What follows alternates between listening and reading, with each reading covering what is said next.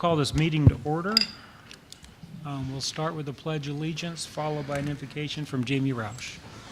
I pledge allegiance to the flag of the United States of America, to the republic for which it stands, one nation, under God, indivisible, with liberty and justice for all.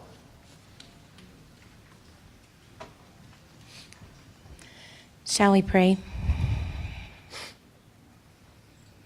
Heavenly Father, I come before you tonight, and I thank you for the opportunity to be able to come before you in your presence. Father, I just love you tonight, and I thank you for the city of Branson, and I thank you, Father, for the values that we still hold. I thank you, Lord, that we can come before you at any time. Father, I just reach out to you tonight to ask you for wisdom, understanding, and the knowledge that we need to move the city forward together in unity. You are God, and you are the only one that matters. I love you, Lord. And I just pray, Lord, that your will be done tonight, as it always is. In Jesus' name, amen. Amen. Madam Clerk, we get a roll call, please? Danum. Skanes. Here. Cooper. Here. Milton. Here. Fenton. Here. Whitus. Here. C. Here. Your Honor, we have a quorum. Thank you. Before we start, a couple comments. I want to give a real shout out to our convention center. We had some issues with our audio and our microphones this evening at the last minute, and our convention center came to the rescue, provided us with this audio, and just wanted to really appreciate them. Thank you very much. Ruth Denham is not here. Unfortunately, she had a family medical situation that needed taken care of, and she apologized for not being here with all of us. And now I'm going to move on to awards and recognition. Is Diana Ramirez here by chance? Come on down.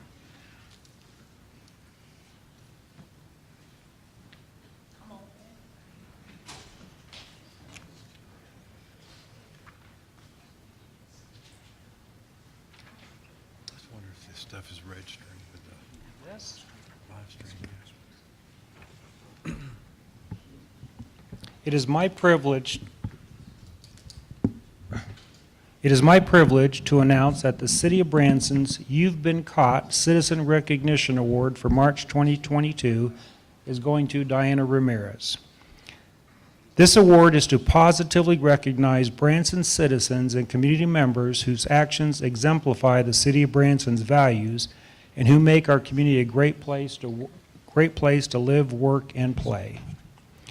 Diana was nominated by several people who all nominated her for her recycling and environmental friendly focus while running a local business, Saint City Sports Bar and Grill. She spends hours researching the best eco-friendly alternatives to single-use plastics and implements an extensive recycling program in her restaurant. From making sure her to-go containers are made of potato compound to buying as many local products as possible, she is committed and passionate about doing her part as a business owner and member of the community to help make a better environment. This effort embodies the City of Branson's values of sustainability, reducing waste today for a better tomorrow. On behalf of the Mayor, Board of Aldermen, City Administrator, and City staff, it is my honor to announce Diana Ramirez as the City of Branson's 2022 You've Been Caught Citizen Recognition Award. Thank you, Diana.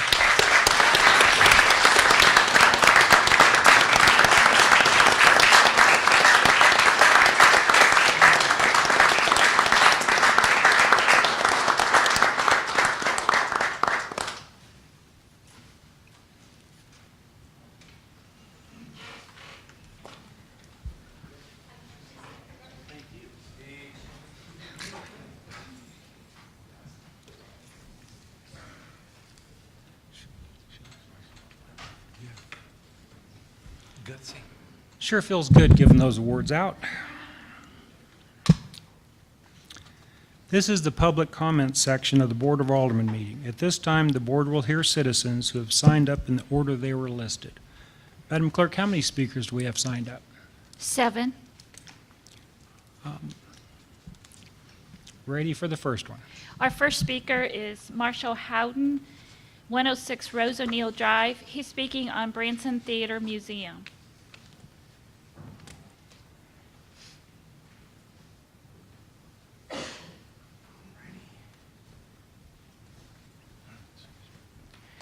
Hope you guys don't mind. I brought a pretty assistant with me tonight. So I'm really happy to see Bam here tonight and a few of our theater people. And I want to announce something that we've been kind of working on for a little bit. So Lisa handed out some pictures. You guys can pass those down. As many of y'all know, a few months ago they announced that they are putting the Jim Stafford Theater and many of its things up for auction, right? And boy, did I start getting calls about preserving elements of that theater. The main thing that we kind of wanted to preserve was this iconic, what some people have called the crown jewel of Branson. Michael London, who's spoken before, you guys before, he actually created an image one time in the early 90s. And it was really, it's like the image that gets shared many, many times around Branson, throughout the decades.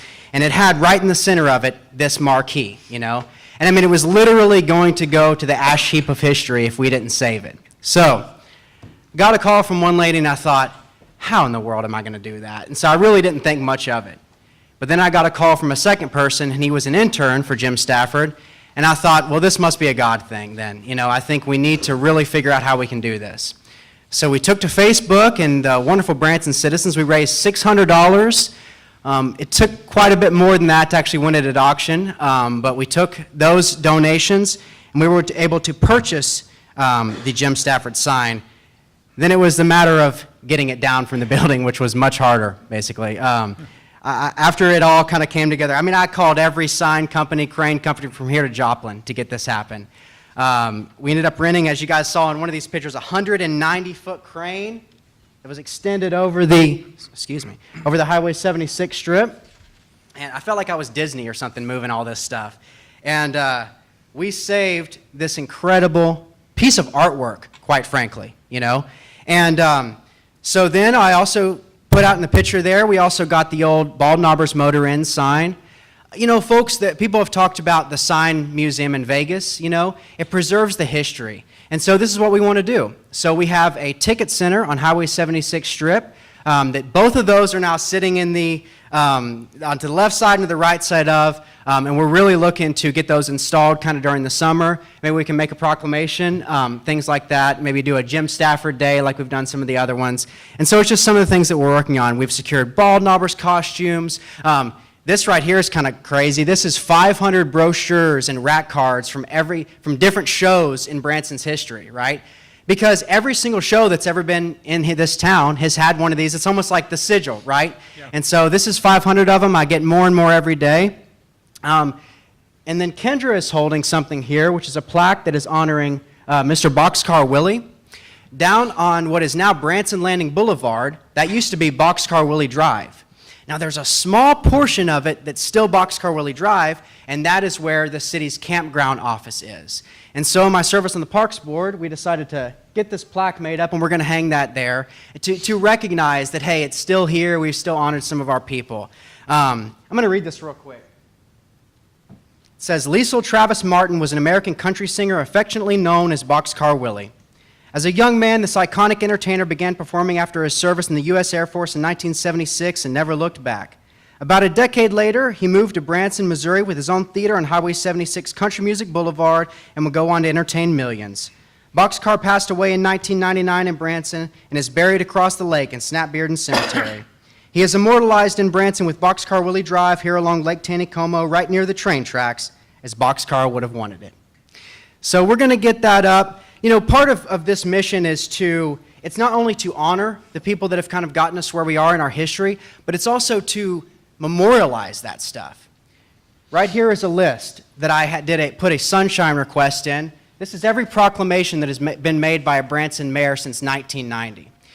Because as this project has been going on with the Shoji Dabuchi Day and the Glenn Robinson Grand Country Day and all that kind of stuff, I wanted to know, had any of these been done in the past? And furthermore, if they had been done in the past, it's kind of been forgotten, you know? So at our museum, along with all this stuff in the plaques, we're also going to have a 30 plaque. seconds. Thank you. That lists every single day of the entertainers that have been honored over the past. And there has been a Yakov Day I wasn't aware of. There was an Andy Williams Day, and this has been done, and it just needs to be remembered. So we need all the help we can get for this. We formed an official 501c3 historical society, Song of Hope Historical Society. If you guys have any brochures, if there's any way you can help us, we'd sure love that, and we appreciate y'all. Thank you so much. Thank you, Marshall.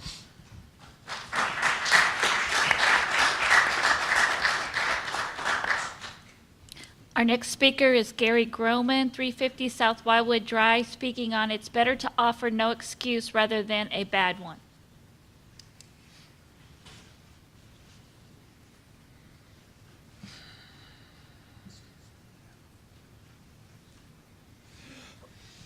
Excuse me.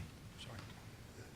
Trust me, I take no pleasure in this, but it just seems like this situation, to me, keeps on getting worse and worse. And I truly care about it because of the way it's gone down. So with that, I'll get started. The quote, "It is better to offer no excuse than a bad one," is attributed to George Washington. At the March 8th meeting of this board, during the reports portion of the meeting, Alderman Bill Skanes, among other things, said, "I have a question, Mayor, to the city attorney, because I got, I think, blindsided tonight for something that I felt I did that was the right thing to do, and I think I did it for the honorable reason. That was to protect the city from violation of the Sunshine Law and conflict of interest." Let me repeat that. I did it for the honorable reason. That was to protect the city from the violation of the Sunshine Law and conflict of interest. That was offered, in my opinion, as an excuse for his actions at the February 22nd meeting. During the discussion of the first item on the regular agenda of that meeting, a letter from Rick Davis asking for the removal of Alderwoman Ruth Denham from the Planning Commission, the following took place. 1, just as the mayor was about to open the discussion to public comment, Alderman Skanes broke in saying, quote, "Mr. Mayor, I would like to circumvent this and make the motion that we stop this discussion right now and have a special meeting."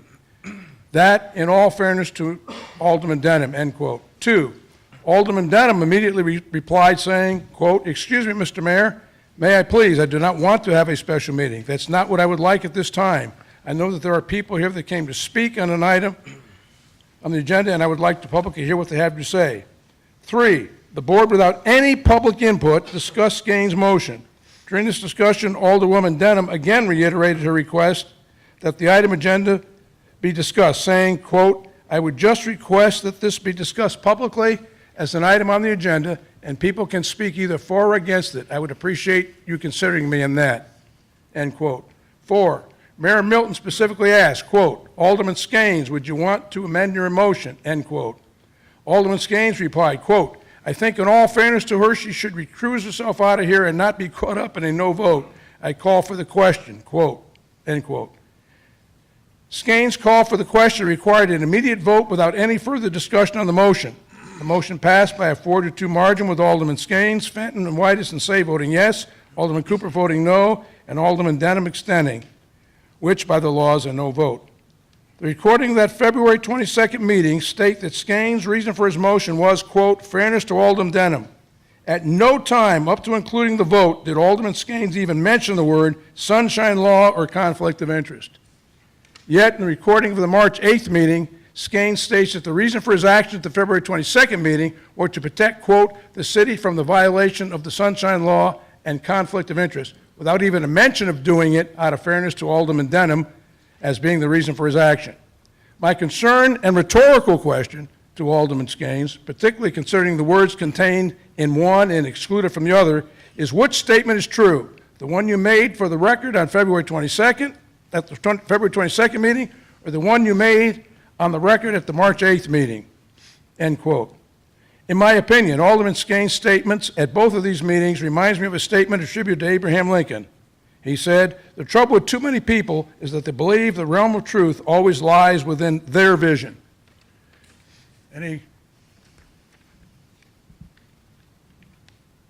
Thank you, Gary.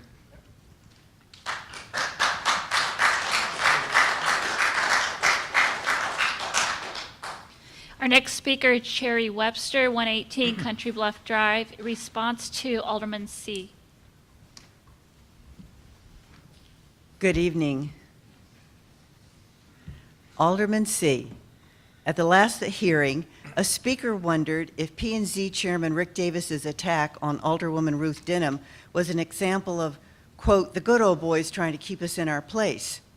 At the end of the meeting, you asked, what is the definition of a good old boy, and how did I obtain that status? Your opponent, Chuck Rodriguez, provided a definition for you on his Facebook page from academic.com, where it reads in part, quote, it is typically taken to refer to informal legal, business, and political associations among white males, good old boys.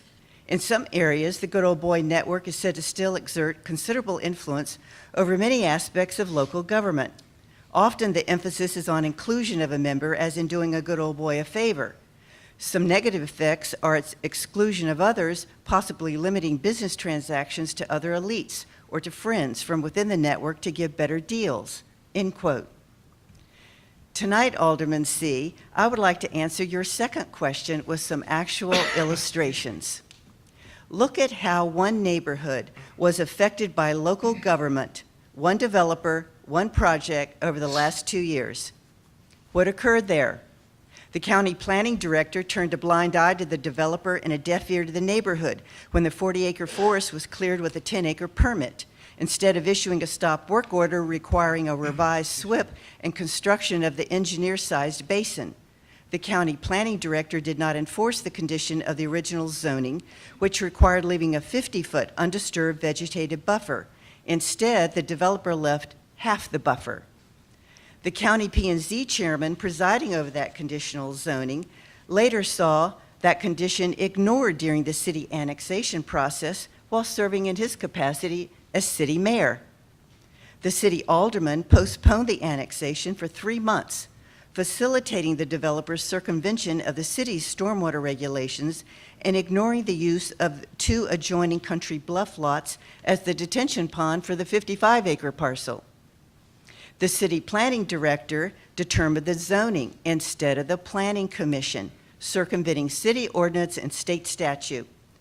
The city alderman, counseled by the city attorney, yielded to potential litigation by the developer if they didn't approve the highly irregular zoning, which bypassed P&Z and conflicted with Missouri case law. The city attorney, instead of invoking transparency to present his ironclad legal defense of that questionable zoning, invoked the municipal Fifth Amendment, citing his legal advice as closed record information. The city administrator stated regarding his closed-door meetings with aldermen that the city mayor, Ed Akers, quote, brought forward the request to the board during one of my one-on-two meetings. They all agreed the building permit fee should be waived on the developer's MHDC housing project, end quote. The same project that already had almost $7 million in free grant money received waivers of $38,000 in building permit fees.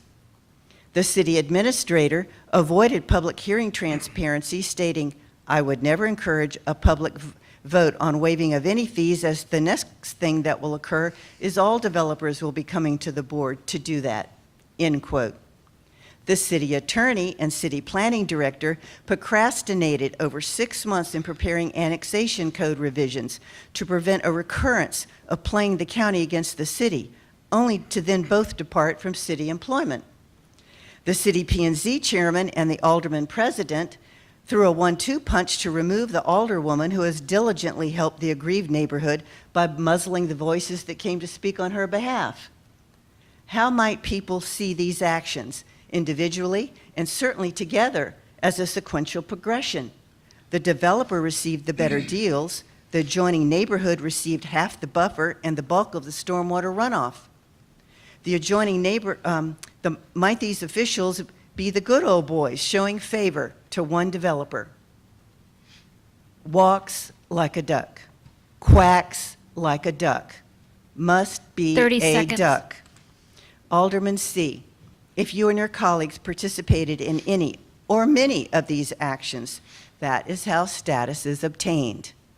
Mayor Milton, Your public servanthood and attitude defines all residents of Branson as the public to be served. Your transparency and accountability platform is what will bring balance, what will mitigate the circumvention of laws and procedures, what will bring good development to the city, but not at the sacrifice of the neighborhoods.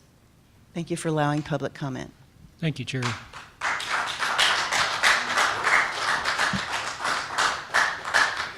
Our next speaker is Gino Corsi, 714 State Highway 248, speaking on Branson government.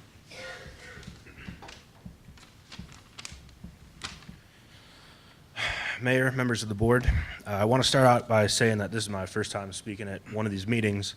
I moved to the area about 3 years ago, although I've been coming down to Branson all of my life. I'm originally from the south suburbs of Chicago, so this place was and still is my escape from the big city policies that we've witnessed so many people fleeing from the past couple of years. I started attending these board meetings around the time of the mask mandate controversy. It didn't take me long to figure out who was for freedom and who was against it. I've sat through these meetings and witnessed the same people on the board time and time again who sit there with their head in their hands looking like they would rather be anywhere else but here. The past few meetings are a perfect example of why we need change in those alderman seats. I can't believe how some of the public speakers over the last year have been talked to by some of the people sitting up there right now. I've heard our Branson Police Department be referred to as the kids downstairs. I've heard that the people, quote unquote, don't want freedom when it came to the mask mandate debate. I've witnessed an open discussion be shut down for the quote unquote best interest of an alderman who was falsely accused and wanted to defend herself. And I have to be honest, when I hear and witness things like that, I get scared that the Branson I know and love is starting to slope towards the way of the big city politics that I and so many others have fled away from. I remember last year when the firefighters asked for a new air compressor to fill up the tires in their trucks, and the city rejected their request. However, with the help of a local cigar club, Ember's Cigar Lounge, put a benefit together and raised the $1,100 for the air compressor that the firefighters now use daily.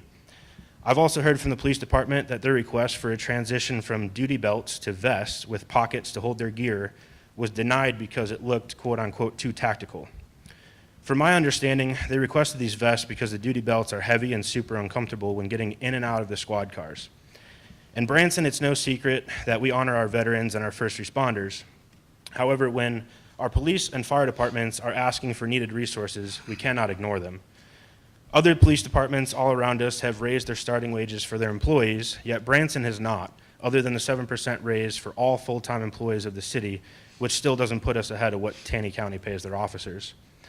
I also want to mention that it speaks volumes that the Branson Professional Firefighters Union endorsed all 3 candidates running against the incumbents.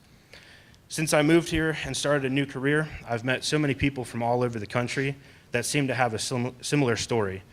Typically, they've vacationed here for years, fell in love with the place, and then decided to leave their home in the big city and move here for our values and our principles.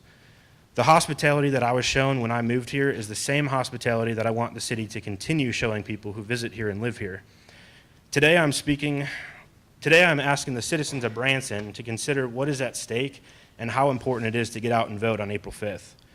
I also want to point out that none of the incumbents decided to show up to the Branson U Candidate Forum to discuss why they were running for re-election and answer any questions from the public about what they stand for.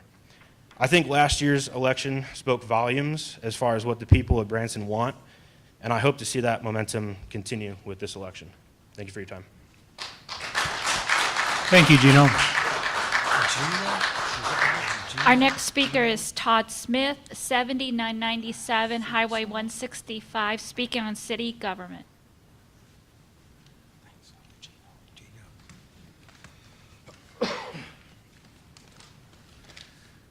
Okay. Thank you for letting me speak. You want to lift that mic up? You're a little too Okay. tall for that mic. Already. Is that better? Thank you for the opportunity to speak. Like Gino, last year I moved to Branson from a large city on the West Coast because I wanted to live in a city where the majority of the citizens were like-minded, conservatives. Imagine to my surprise to find the same sort of liberal agenda that gutted the big cities in the West and our nation's capital in power here on this board. We don't need to defund our police. We don't need to gut first responders. And we don't need to create safe space for homeless people to do drugs. Over the past few weeks, while speaking with several police officers and with several firemen, it has become apparent that they are understaffed and under budget. I spoke to a patrolman last Friday, and he said he and his partner were 2 of the 3 officers on duty for all of Branson that evening. And 2 of them on the staff were leaving in the next month or 2 for better wages working construction. That would leave a total of 17 officers to patrol a town that has over 7 million visitors a year. These men are placing every citizen at risk by underfunding the first responders, the police department, and the fire department. 2 weeks ago at the city meeting, we were given a front seat to witness the lack of integrity, lack of transparency of these men as they tried to railroad Ruth Denham into a backroom special meeting and fire her by a secret proceeding. They requested this in front of Ms. Denham, who pleaded simply to have the proceedings take place in full view of the public. Mr. Skanes had the gall to say that he wanted a closed-door session for her good, despite her protestations.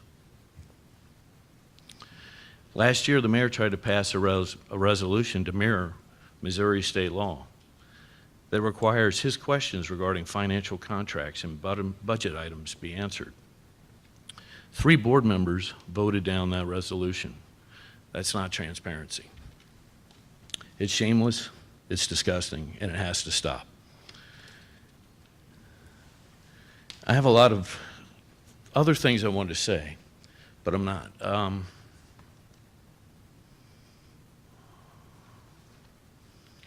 There's an old saying that the only thing necessary for the triumph of evil is for good men to do nothing. There's 3 good men who are running to replace these 3 sitting board members. They're running on a platform of truth, freedom, transparency, and accountability. And I think it's time for change. Thank you.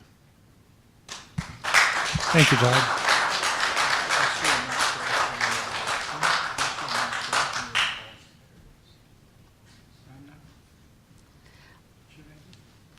Our next speaker is Bo.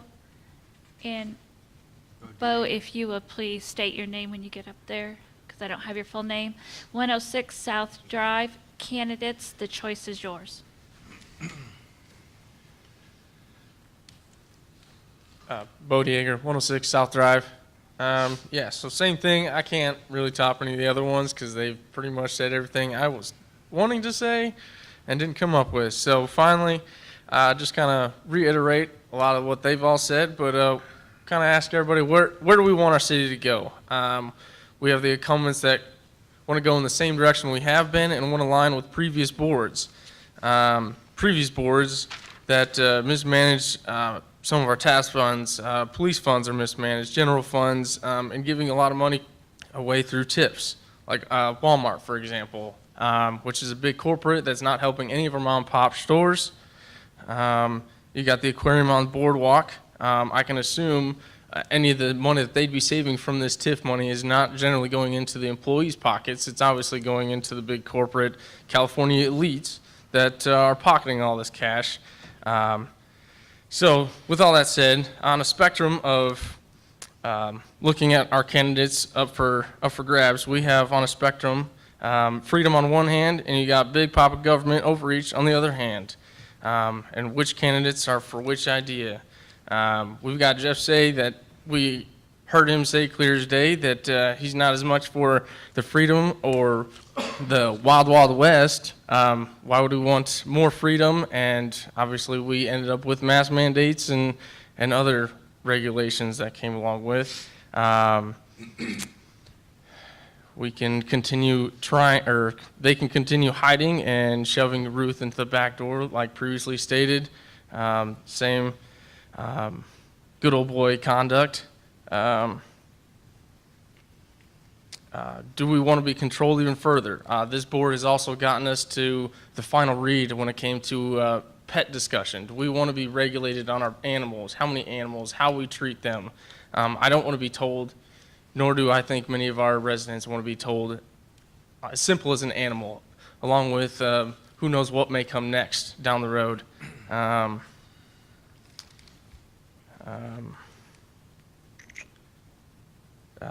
Bill Skanes had an interview, and he said, "We have a great transparency," while in the same sentence saying that he wants to keep certain land dealings that hamper negotiations, legal matters, and sales tax protected. But if you're paying it to the city, obviously the public, I believe, should know about it, because who knows where that money could go to, regardless of an audit that comes through, because we obviously have a giant debt that's been tallied up over the years.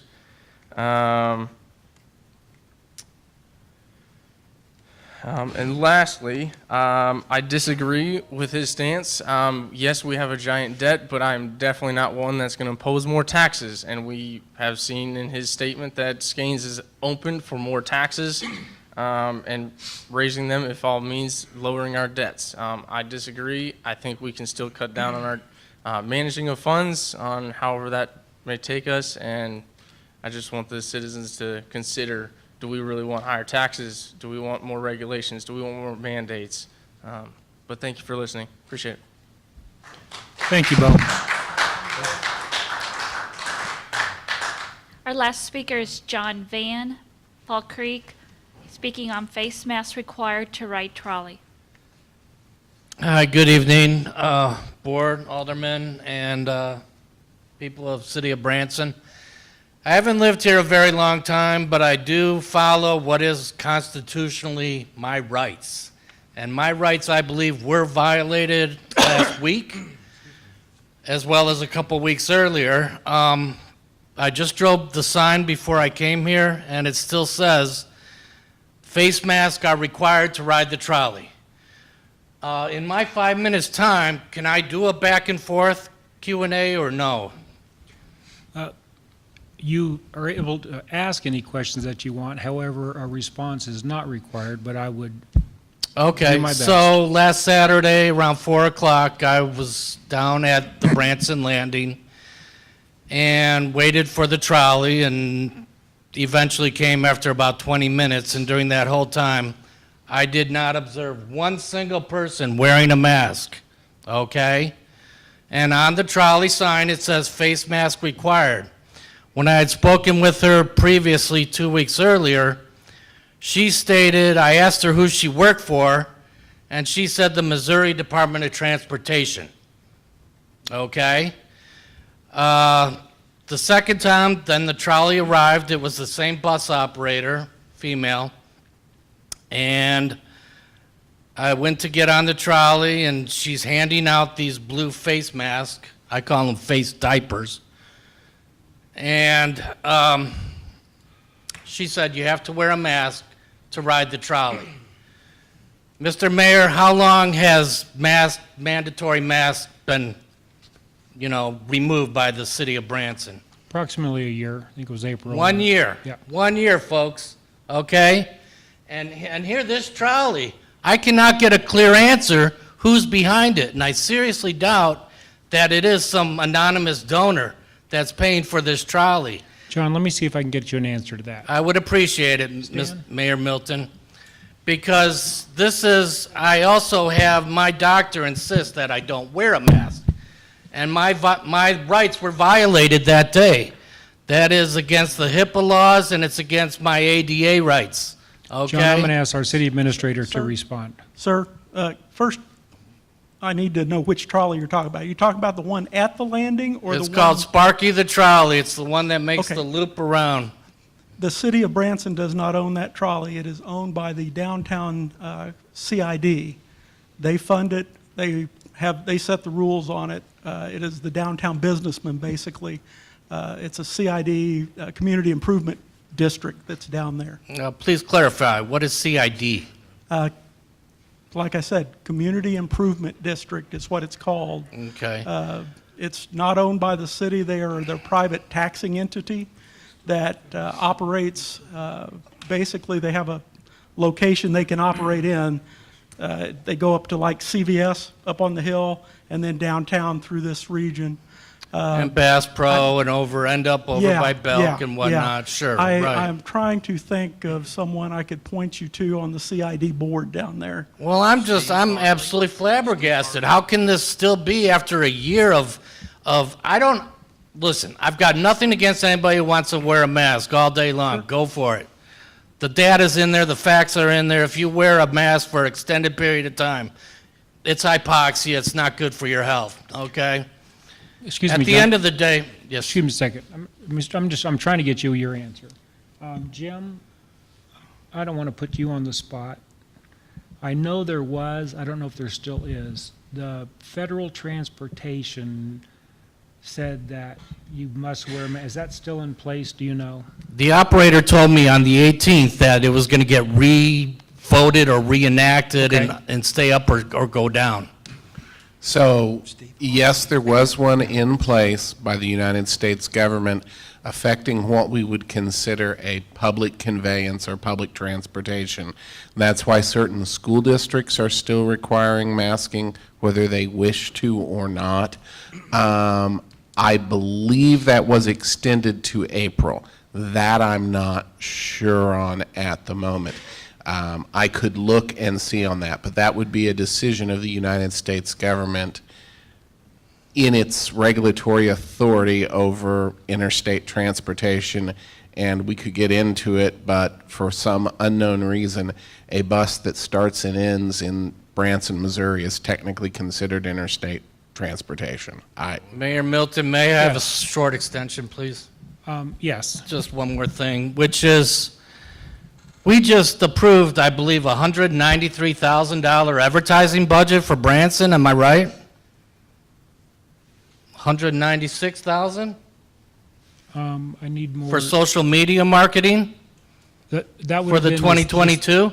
The CVB approved, yes, it's within the CVB's. but the Right, so Convention we're Visitors spending a Bureau. lot of money to attract visitors to Branson. That's correct. And by the way, Branson's finest showed up, Officer Mendoza and his partner, and I have it all on film. If anybody's interested, they can come see me later. At the end of it all, the bus driver operator called the local Branson police, and they came, and Officer Mendoza told me 4 times that I was, I needed to get off the trolley. And I said, this is unconstitutional, it's against, against the law. And then he asked the bus driver, the trolley operator, I said, I've asked her 3 times who she works for, and she won't tell me. But I have a sneaky suspicion that at the end of the day, part of it is coming out of my tax dollars, one way or the other, okay? And I don't approve of it. And secondly, is the thing that then the officer once again reiterated, sir, you need to get off the bus or wear a mask. And I said, once again, I have a full exemption. I'm not allowed to wear a mask. And I said, this is a funny way to be promoting tourism by telling people that they have to wear a mask when they come to Branson to ride this trolley around town that drops you off at all the main areas. Okay. And John, I'm the going to try to. final point. Yes, sir. Yeah, I'm going to try to answer your specific question. It was my understanding that it's the federal government mandating transportation that you still have, just like airplanes, that you have to wear a mask. I don't know that that's true. That needs to be verified. It's state rights, Mayor Milton. It's states' rights. Okay. It's not federal government. The federal government is here to serve us on a very small capacity, like emergencies and things. I agree with that. Everything starts on the local level and state level. People say there's nothing I can do to advance a conservative kind of government that I'd like to see. Well, guess what? You know who's even above you, Mayor Milton? Is the sheriff. The sheriff can deputize me. He can deputize anyone in this room. And if SHTF ever happens, guess what? I'm going to count on Sheriff Daniels to step up and do the right thing. Matter of fact, if I'm not very happy with the outcome of this today and the result a week or 2 later, I will take it up with Sheriff Daniels. And as for the people that were courageous enough to stand up here tonight to defend Ruth, she is in my district. and I stand by her, and shame on these men that have John. that have done these things over many months. John. And I'm with you all. Thank you very much. Who's with me?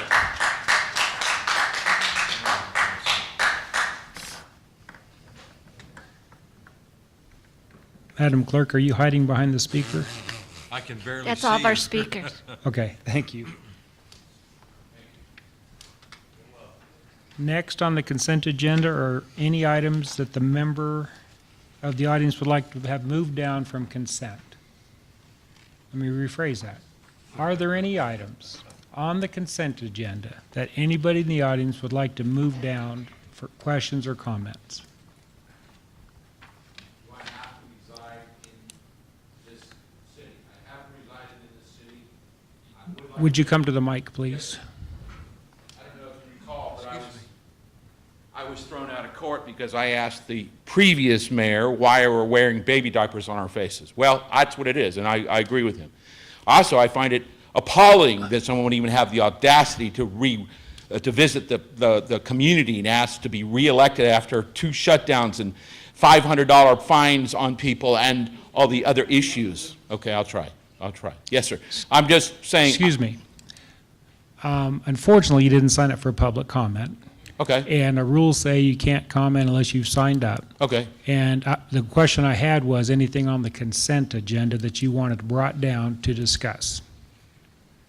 And when you raised your hand, I thought you had something on the consent you wanted to bring Well, I down. did want to make a comment, and I felt I was entitled to make a comment considering that I do business in this city, and I will be activating a business in this city.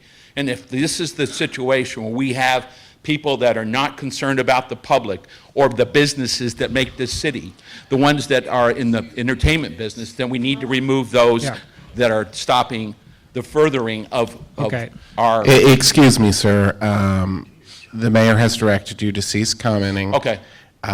If you'd like to make comments at a future meeting, please sign up on the public comment stand out front. That's just the rules. And if you continue to speak, the mayor would be in his rights to ask the officers Okay. to remove you. It'll be my second time then. Well, Yeah, we need to remove... Does it have some of these. anything to do Sir. with the consent agenda? I just have one question for the mayor. Does it have anything to do with consent agenda? What are we consenting? There's items on the consent agenda from our last meeting that the board is going to vote to approve unless there's somebody in the audience that would like to rediscuss it, or if there's a member of the board that would like to rediscuss it. Okay. I just have one more question for you. Okay, if you would, we really try to keep the rules so they're fair with everybody. Thank you for understanding, John. I'm not sure I want to ask the question again. Are there any members of the board that would like anything brought down from consent? Hearing none, let's vote. Your Honor, Oh, to read 'em oops, first. I guess we have to read them before we vote. the items of the consent agenda are as follows. Approval of the Board of Aldermen minutes for the March 8th, 2022 regular meeting. Acknowledge receipt of Planning Commission minutes for the February 1st, 2022 study session and regular meeting. Acknowledge receipt of Finance Committee minutes for the January 27th, 2022 regular meeting. Final reading of Bill Number 6138, an ordinance amending the adopted 2022 budget for the City of Branson to adjust monies in the Police Public Safety Fund for the Employee Rifle Purchase Program. Final reading of Bill Number 6139, an ordinance accepting the proposal of JMG Equipment Company for the purchase of a Gilcrest 414 asphalt paver and authorizing the mayor to execute the contract. Your Honor, that concludes the reading consent agenda. The floor is open for a motion approving all items on the consent agenda. Do I hear a motion approving the consent agenda? Yes, sir. A second? Oh, you pushed your buttons. We have a motion and a second to approve the consent agenda. Please vote.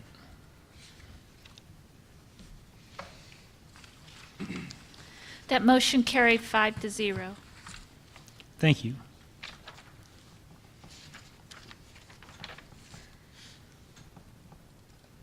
Your Honor, the next item is a presentation of the Branson Chamber of Commerce and Convention and Visitors Bureau 2021 year-end marketing report. My cheat sheet says we'll get a staff report from Jamie?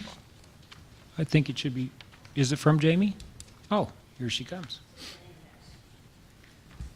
Thought you're all trying to fool me. It's all right. It's just an introduction. Thank you, Mayor and members of the board. We have Rachel Wood here to give you a presentation tonight. How about that? Thank you. You must be I Rachel. feel special, yeah. So yes, I'm Rachel Wood. I'm the Chief Marketing Officer for the Branson Chamber and CVB, and I'm here tonight to give the 2021 year-end marketing results.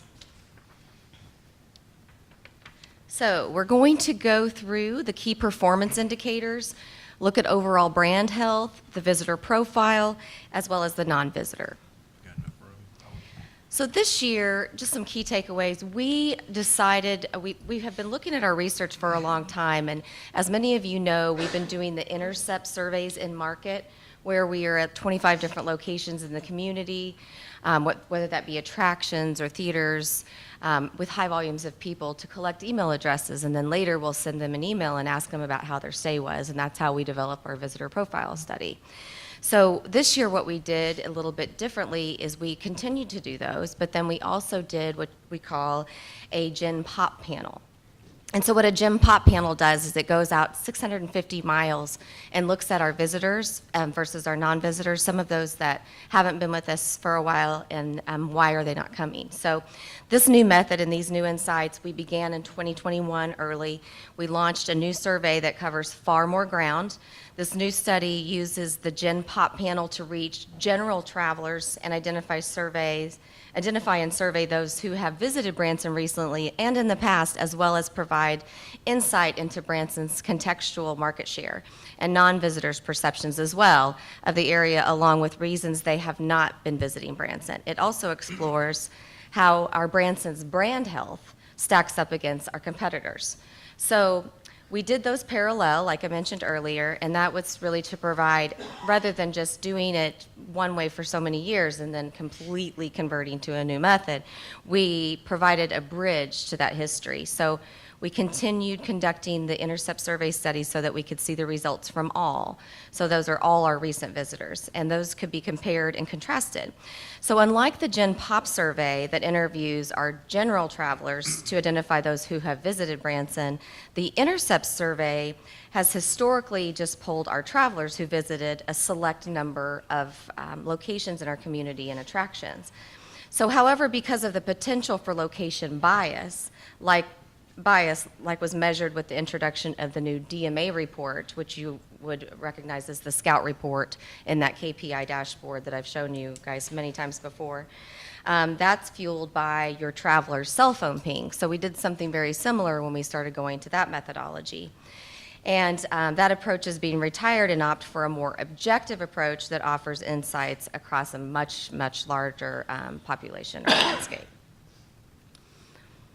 So while the methodology for gathering these visitor insights has changed, the same questions or information is continued to be asked by the visitors.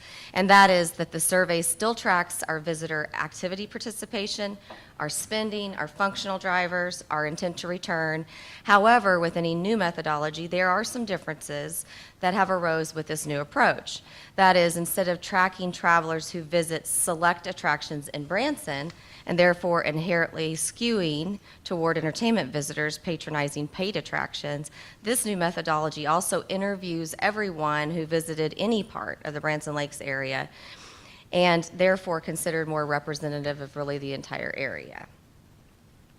So when we look at our behavioral insights derived from the Gen Pop survey, they're directionally similar to previous results generated from the intercept. But for instance, while the Gen Pop survey shows that 36% of Branson travelers visit shows instead of 66% indicated from the intercept survey. So the shows still rank as the second most popular activity in Branson, second only to shopping, but the same is true for spending and intent to return, as well as some other things. So a few notable differences before we get into the meat of the presentation.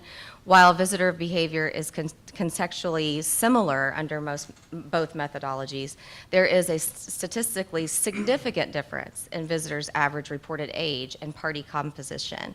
That is, while the intercept survey that intentionally skewed toward the entertainment visitor reported an average age of 57 years and 29% of those being families, the more broader going out 650 miles approach with the Gen Pop study reveals that when all visitors are included, the average age is actually closer to 45 years of age, with 62% being families.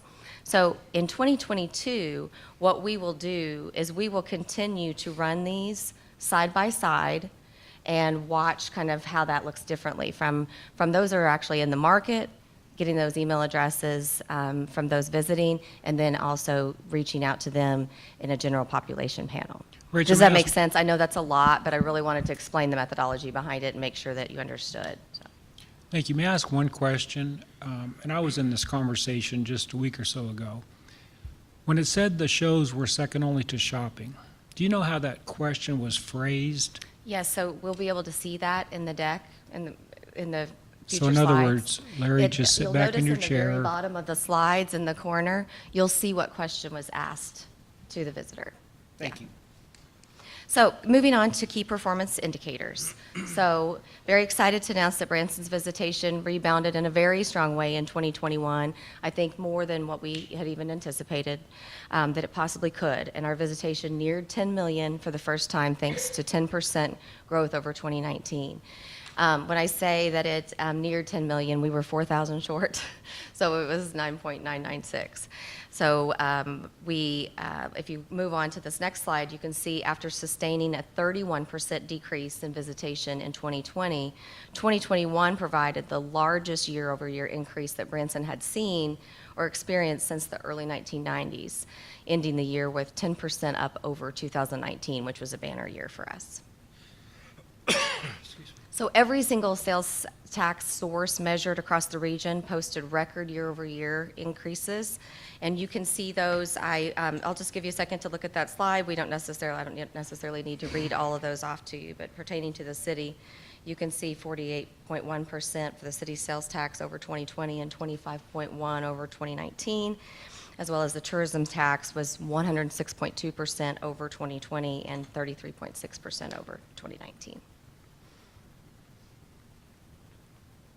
And then looking at overall brand health, nationwide, nearly 44% of travelers indicate that they are familiar with Branson as a destination, potential destination to come to, slightly higher than the competitive set average of 43%.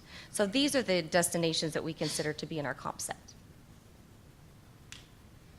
And then among travelers across the center of the country, we earn the third highest share of recent visitors in that competitive set at 13%.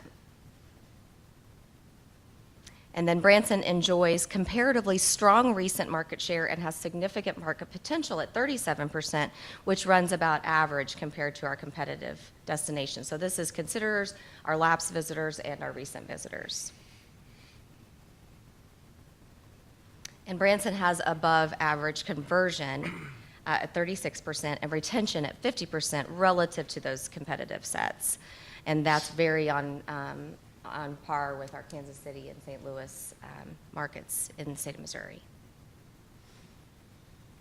And we have the second highest share of voice, which is assisted marketing awareness among the competitive set, which is well above average at 23%, which averages at 19%. And so you can see, to answer your question, Larry, you can see like at the bottom it says, the consumer was asked, which of the following destinations have you seen or heard advertising for in the past 6 months? So share of voice, 23% of those recall seeing or hearing ads in the past 12 months. So travelers view Branson as a family-friendly destination with great live music and entertainment and a safe and wholesome environment. Those are what brand attributes rose to the top when visitors were asked. And we have many strengths, and such as safe and wholesome and variety and beautiful scenery, but unique places to eat, value, and new experiences are potential areas of concern when asking our consumers what they thought of the area. Let me ask you a question. That sort of flipped when we started the district. Those were our areas and our specific strengths. Is it a legitimate concern on y'all's behalf that we're getting too expensive in Branson? Is that what we're hearing? Well, I wouldn't say that it's a legitimate concern. We are seeing that our average spend is higher, so we know that we are attracting a more affluent customer. So that being said, when you attract a more affluent customer, they don't necessarily want to see the typical chains. They want to see a little bit higher end. They want to see new things. Now, this one is quite a challenge for me when it says new experiences. I'd say as far as destinations go, there aren't destinations out there that have as many new things as we have every year to really talk about. So that one I see as a real challenge. I think maybe what we're not doing as well enough is getting the word out there about all the new. I mean, we try to always really tout all the new things, but that is what the consumer is always looking for. So when we're asked, why did you use this or that in an ad? Well, the consumer is asking us, and this proves it, that they want to see what's new. Because especially if they've been here before, like, and they're deciding whether to go somewhere they haven't been or come back to Branson, they want to know that there's new things to experience.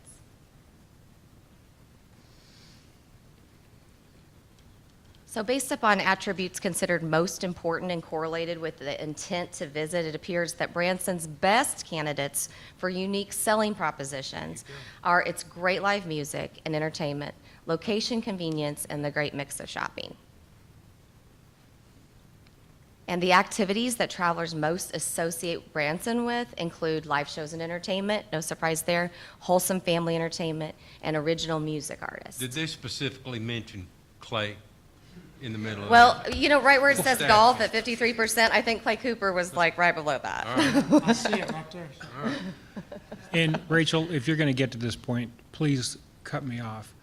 But these last couple charts, that's why I was asking about that shopping. If the question was, what did you do while you were in Branson? I could see shopping way up there, but I don't believe it's the reason people come to Branson is to shop.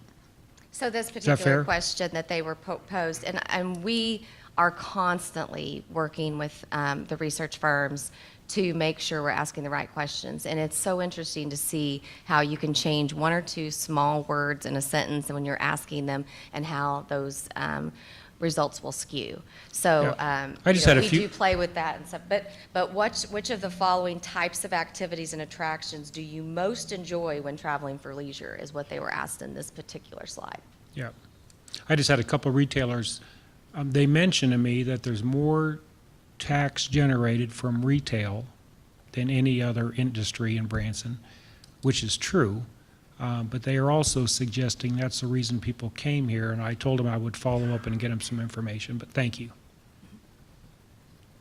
So looking at the visitor profile specifically, our core and our primary market visitation increased again this year as the pandemic resulted in an increase, obviously, in regional travel, and even larger number of repeat visitors. So our repeat visitors were at 12%, or I'm sorry, at 88%, while our first-time visitors were at 12%. And while our outer market decreased 11% over 19, it increased in the core market 19%, and in the primary market 5%. And we are seeing, just as since, post-pandemic, we are seeing that people are coming from a little bit shorter distance because, obviously a lot of people that were coming maybe before from California are living in a different situation than what we're living in, and they're not traveling as much from further distance. So this really didn't surprise us here, but we're hoping to, in 2022, really bring that number Well, it's back. always shown, Mr. Mayor, that we've had very, very, very strong repeating visitors. They're very loyal to us. I agree with that, but boy, that's the first time I've seen a first-time visitor number at 12%. CVB have any, and maybe I'm just recalling the old way we looked at it. Jerry Henry said if you had less than 20% first-time visitors, you're in trouble. Yeah. But to see a number of 12, I haven't seen that. Is there a new opinion from the CVB side? No, but I will tell you that I can reach out to Jerry and get some information from you to see what he thinks regarding that. Because as the pandemic has shifted everything, all of those principles and those guidelines to live by changed as well. So, Yep. so I'm happy to reach out to him and get you more information on that. Thank you. I can say for me at my show, every night I ask, it's more than 50% first-timers. Just in my facility. Over half of the hands, how many folks have never been to Branson? I mean, it's always, Well, especially even this year, I mean, it's like over 50%. Are you Huh? No, I'm just saying that's for me. That's what yeah. I've seen. So Which is I like. Yeah, that's good to hear. encouraging, the definitely. reason Clay has so many first-time visitors is because those that have been here before have heard about Clay Show, and the first-timers haven't. Well, I'm trying to think if that's They also is that a haven't compliment seen or him not? in, No, okay. They also haven't seen him in white bell bottoms, and let me tell you, that's a sight right there. Go ahead, So, Jason. Mr. Mayor, if you look in the bottom corner, you'll see that there's 266 people that actually responded to this survey. What you'll find is the comfort level with responding to surveys. Those that have been here and continue to come here, when they receive a survey like this, they're more likely to respond. I'll be honest, we're lucky that 12% first-timers responded to the survey because there's not always a comfort level. As they come back, they get more comfortable, they're more likely to respond. But the first time you get that survey, they're like, they're not quite wanting to respond yet. So we use this obviously in our marketing and how we target things, but you always have to look at it with a grain of salt because of the response and who is actually responding to the surveys. Very fine. And Thank you. I honestly would listen more to Clay because they're sitting in his audience saying, Sure. I am a first timer, compared to receiving an email survey from us to respond. You bet. Thank you. So leisure was the primary purpose of over half of Branson's visits, with average decision time just shy of 2 months. So the decision time is right at 50.2 days, booking time is 36.1 days, and then leisure as the main purpose of visit, followed by friends and relatives, and then your business and combination of business and leisure. So the vast majority of people that did arrived in their car, followed distantly by, and really distantly, as you can see, from 61% to 16% in camper or RV or flight into the region. And of those that flew, 61% said they flew into the Branson airport and 39% said they flew into Springfield.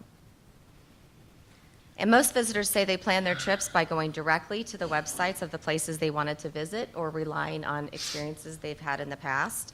So you see that 44% the specific website, their previous experience, then followed by online travel agency, tied with Explore Branson at 34%, and then the official Branson Vacation Guide, and then on. And then our Branson visitors say they're most likely to have shopped, attended live shows, visited downtown, and/or one of the area lakes on their last visit. So in this question, did you do any of the following on your most recent visit to the Branson Lakes area? And then travelers indicated that of the activities in which they engaged, the functional drivers most responsible for inspiring their trips included Silver Dollar City, live shows and entertainment, and shopping. So you'll see that 25% was Silver Dollar City. That is our Gen Pop panel, followed by 23% live shows and entertainment and 23% shopping. And then you can see our original Intercept visitor is showing 24%, 55%, and 19%. So that's why we want to continue to run these simultaneously. And it's not costing us anything extra. Jerry was very interested in seeing what these results would look like, so we are moving forward with continuing to track both. And then the 36% who attended shows in Branson reported visiting 3.5 shows per party. These shows were live performances or production shows at 68%, theme park shows at 58%, and dinner shows at 52%. And the vast majority of Branson visitors spent the night on their last visit to the area, and they stayed for an average of 4.1 nights. So you can see the average nights spent and then the length of stay. Rachel, is that an increase? That's pretty good there, isn't it? That's got to be up. Yes, so it is not an increase over 2020 because we saw people coming, staying for 2 weeks and doing virtual and all of those things. But it is an increase over 2019. What was that number, do you know, in 19? I'd have to look at it for you because I don't have it on me. I felt like it was like 3.5, 3.8. barely 3, wasn't it? I mean, It's 3-something, but I don't know, I don't want to quote that without knowing for sure, but I can get that information to you. I just don't have it in anything I have tonight. And then most Branson visitors report spending the night at an area hotel, 33%. You'll see here, and then when we look at the Interceptor visitor, we see it's at 48%. So we show those basically side by side, so you can see the difference in what the Intercept visitor said in the Gen Pop panel. And then our visitors report spending an average of $1,006 on their last visit, a number that equates to $444 per person and or $109 per person per day. And that we get that number by dividing the average length of stay. Rachel, I was trying to triangulate some of these numbers, and I believe from my finance department, when I asked what our economic value was in our city, I think it was $1.3 billion a year, give or take. And when I multiply these numbers, it comes to like $4.5 billion. So maybe there's a way we could work and see where those differences are, because we know what tax the city brings in, and when we divide that out, that gives us maybe a different viewpoint. Okay. But, I mean, happy to look at that with you. Thank you. Yeah. This is not just City of Branson results. So I'm there sorry? are other places to stay included in this research Point. than just the city. So those numbers will never match. No, sure. But I couldn't imagine we can, three times. But we can dig deeper into it. Yeah, okay. Yeah. Sure. And nearly 9 in 10 visitors indicate that they will probably return in the next 12 months even. So, when you look at visitors versus, or return visitors versus new visitors, the good thing about it is even if we just had someone come in 2020 for the first time, now they're a return visitor. So we definitely don't have a problem getting them to come back when they come for the first time, because they love it and they want to come back. And they normally say that they did not stay long enough. So those numbers. And that is a loud statement for every business in Branson, right? You treat the people right, they have good experience, good value, enjoy themselves, and they want to come back. Yeah. So when we look at the visitor and target market demographics, so with the new methodology, it is now possible to explore the demographics of Branson's recent versus the lapsed visitors, and as well as the non-visitors. So you can see that the recent visitors are showing an average age of 43.7, our lapsed at 46.8, and our non at 43.9. And then you can see that our families, our recent visitors and our lapsed are at 62 and 63, and our non-visitors are at 38%. And then followed by our adults, our household incomes, and the distance traveled. And while roughly 1/3 of Branson's visitors say they did not consider visiting another destination, Kansas City, St. Louis, and Pigeon Forge were among the top destinations among those that they did. So Kansas City at 39%, St. Louis at 36%, and Pigeon Forge at 22%. And most Branson visitors own or use a smartphone, 87% of them, and most say they used it for their trip functions during their last visit to Branson. And when we look at different methods of social media that our consumers most likely to engage with, 50% Facebook, followed by YouTube, Instagram, Twitter, and TikTok. And our visitor reports that they are most likely to have been influenced by a Branson television ad, online video, or an online search for information. So when you see the number here, 14% saw a TV commercial. One thing when I say that we continually are changing our research and the questions that we asked, they were asked the question, which of the following sources was most influential in your decision to visit Branson? Where we're going to change that for 2022 is to add, when they saw that TV commercial, did they see it while they were watching Hulu, or did they see it while they were watching, their cable TV? Did they see it while they were watching a ball game on their iPad? That type of thing, but much more specific, so we can know that a TV commercial is just when they're watching a TV. That doesn't necessarily mean they're watching it on cable TV or they're watching it on.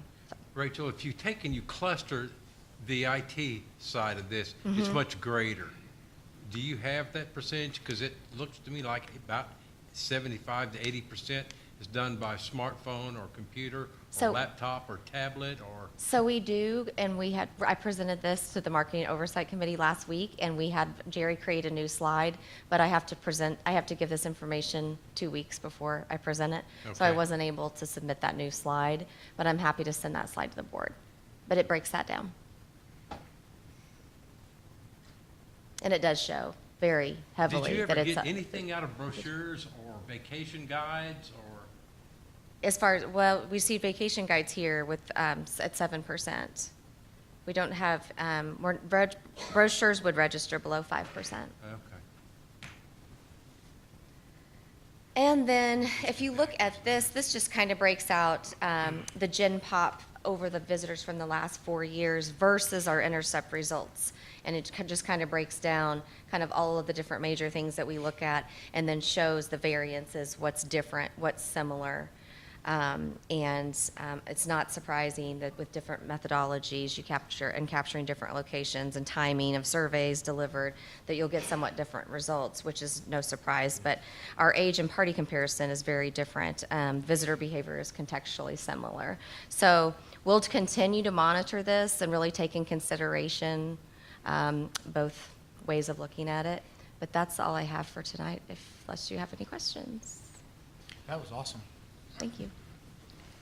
Yeah, questions from the board? Well, it was just a statement that I wanted for you all to be able to address because after getting the email from Tim Haygood on the 50% match. Sorry about that, Clay. I was real impressed by that, and I think anybody else in here would be as well. From Yeah. what he stated, how much his revenues went up by a simple 50-50 Yeah. match. Could you elaborate on that a little bit? Yeah, so we've been getting those calls. I've actually had 4 or 5 of them now. So, Clay, I haven't heard from you, so we need we need to know how your results are going from your co-op, because you're participating in the co-op. You want feedback? Yeah, so have someone reach out to me and give me feedback. But no, we've been having great results from that. We've been, I can't share what those individual results are because that's their private information. So I can't really share that with this board, but all of them are experiencing significant increases in sales. We can actually track, and they are able to track sales going to their website based on the keywords that they're using. So we're really seeing it be a successful program that we want to definitely continue. That's a great opportunity. I mean, it's for someone like me, it's free money. Yeah. We're matching dollar for dollar Yeah. what the individual theater or show is spending. Yeah. You know, what's impressed me about that, again, is it's collaborative between City of Branson, the Tourism District, and the CVB, us all putting our heads together to solve a problem. And people think that we're not doing that on an ongoing basis, but we are, and this is a perfect result. I was glad to be involved with it, and I'm sure glad you made the recommendation that we do it. Well, I think one of the great things too very is much. that Thank there you, are thank you. people that are now doing digital marketing that have never done it before, because not only did we just say sign up and then just let them loose, like our team worked with them on building that and then ensuring that it was not a competitive space. So, Clay's not competing against Haygoods that are in his own And the theater. keywords, that's very Yes. important. So that, Yeah. that is a time-consuming thing to monitor all that, but it's showing that it's definitely worth it. Rachel, are you looking at increasing that bucket, that shared co-op? That's something that the TCD's allocated to us, so if they would be interested in it, I'm assuming that we would definitely have those conversations.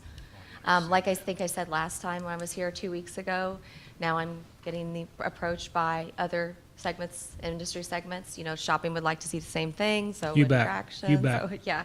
So, I think that's some conversations we need to have moving forward, but we're open to doing more things like this because it just elevates everyone. Jason? Oh, sorry. Yeah, the TCD has asked for additional information. That's why we've been trying to get people like Clay, to provide some feedback because they want to know how well it's going, obviously, with the investment. We are hoping to not only increase the pot, but we would love to actually expand it beyond just SCM, the digital SCM. We'd like to get into digital billboards.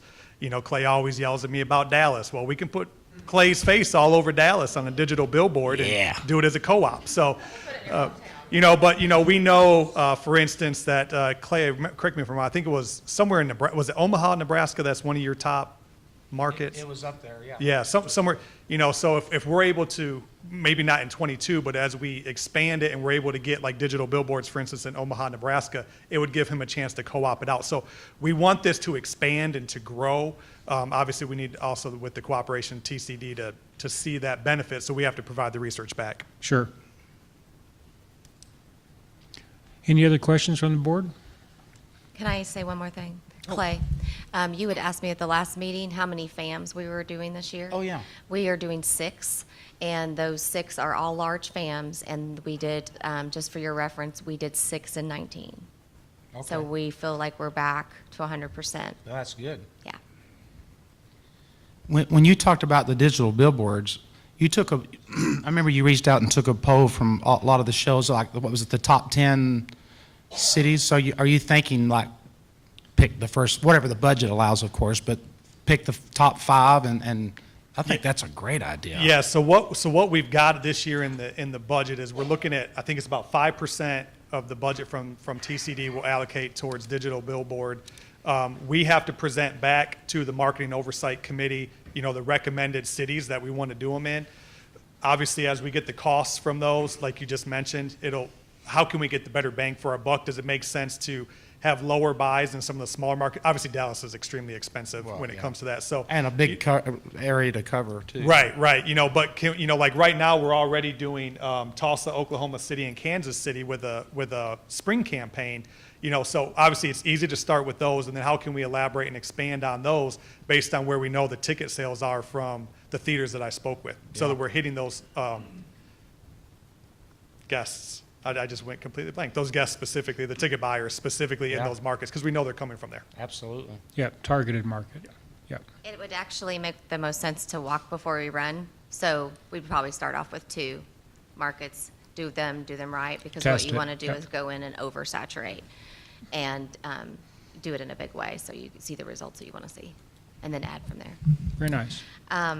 One other thing, sorry. I know you're supposed to be ahead. asking me questions, but I just wanted to invite all of you to come out March 29th, 3 to 6 p.m. at the chamber offices for our community marketing presentation. All of our major vendors will be here in town to answer any questions.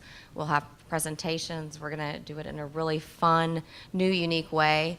I'd really love to see all of you there. You can come by any time. You don't need to be there from 3 to 6. It's more of a drop-in thing, so please join us. And one more thing, Rachel? That's it. You sure? Yeah. I will add, we're having food trucks, live music, and just a good old fun time at the marketing presentation instead of somebody standing on a stage and just talking to you for 3 hours. Yeah. So it'll be fun. Come on out. Thank you. Are there any questions from anyone in the audience? Marshall? Rachel, I have a quick question for you, if that's okay. We saw the thing about the restaurants, it being an area where we could perhaps, improve in this community, and I think we have some great restaurants, but if you've lived here for 30 years, you get to see them, but I've worked in this industry for a long, long time, and you kind of start going down the list, and they don't like Thai food, so Thai is out. They don't like Greek food, so Vascon's is out, kind of thing. I'm curious, gosh, every industry sort of has an advocate, right? The shows have an advocate. It seems like the attractions have an advocate. Shopping, as we've heard.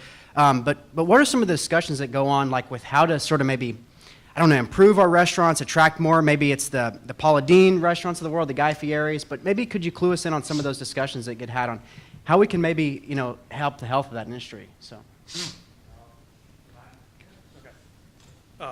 Yeah, so I'll comment specifically since, I've been here for about 14 months, but I've also lived in 9 different cities in 5 different states. And you all would have to correct me if I'm wrong, but in most cities, there's a restaurant and lodging association. Yeah. Here we have the lodging association, but I don't believe we have a restaurant association. Or if we do, I've been here 14 months, I've never been introduced to them. That's kind of where it starts. So when we started our strategic plan last year and we did 16 focus groups, one of them was the restaurants. And in that discussion, there was a lot of discussion about how great it was that group was able to come together and brainstorm, about our future strategic plan. But in turn, it led into how can we as a group, come back together. We really need, it doesn't necessarily need to be an association, but we have to pull together another restaurant group of some sort, like a restaurant association. We know that out of that, for the shopping specifically, there was a group that came together and they have met and they're more focusing on, let's say, I think it's Branson Landing to the end of 76. The shopping areas that have kind of come together and said, okay, how can we work together so that we're not segmented as just the landing or just the places on 76 or just the places in downtown Branson. And they've started discussions. We need to encourage that more and meet more with the restaurants. The traveler, especially in today's world, wants the unique. I am excited about Cheddar's coming, but that's not what the traveler is really looking for. They're looking for that unique local chef. So if anybody in here likes to cook, let's open up, some great restaurants, because that's really what the traveler is looking for, is that unique homegrown experience. It is weird though, because they also are looking for like a Cheesecake Factory. So, Yeah. Mayor, if you can work, KFC, by the way, KFC's causing a doing- log jam over in Branson Hills. So, Cause a traffic jam. yeah, causing a traffic jam. But yeah, so we really need to continue to work to bring these groups together, is allow that voice to be heard. Yeah. Thank you. Any other questions from members of the audience? Rachel, Jason, appreciate it very, very much. This is available on the city's website. It's available on the CVB's website, correct? It's actually on the BransonChamber.com. It's under our research tab. Oh, yes, okay. Yep, and that was so that it was available to everybody to But see. this is also on our city site, isn't it, Chad? Yeah. Yes. Okay, thank you very much. Appreciate you. Did you have one more thing? Yeah, I do have one more thing. It won't be posted until tomorrow. It won't be posted on our chamber website until tomorrow morning, because we always wait until we've presented Okay. it to you all before we post it to the community. Jason can go back. Thank you. With that, I feel my board up here is crossing their legs, so we're going to take a 7-minute recess. They've come a long way from the data we usually Yeah. get. I know we need unique restaurants, but I'm telling you something. We need Blowing it out. They're blowing Which it kind out. of blows my mind. It's damn KFC. It's been around forever. Hey.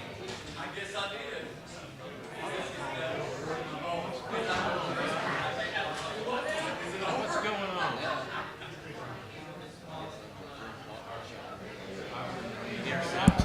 As soon as they said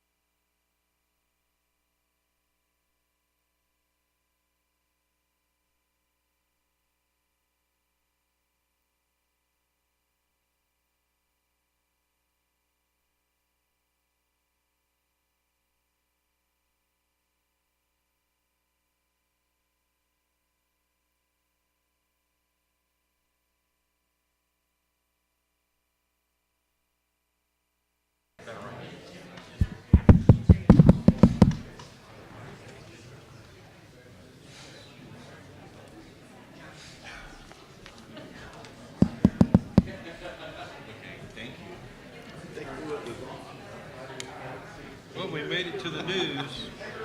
No, that did too. Already? Power lines come down in Branson. Yeah, that's exciting.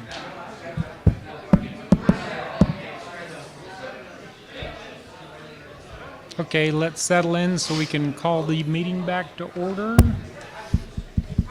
They got it back on.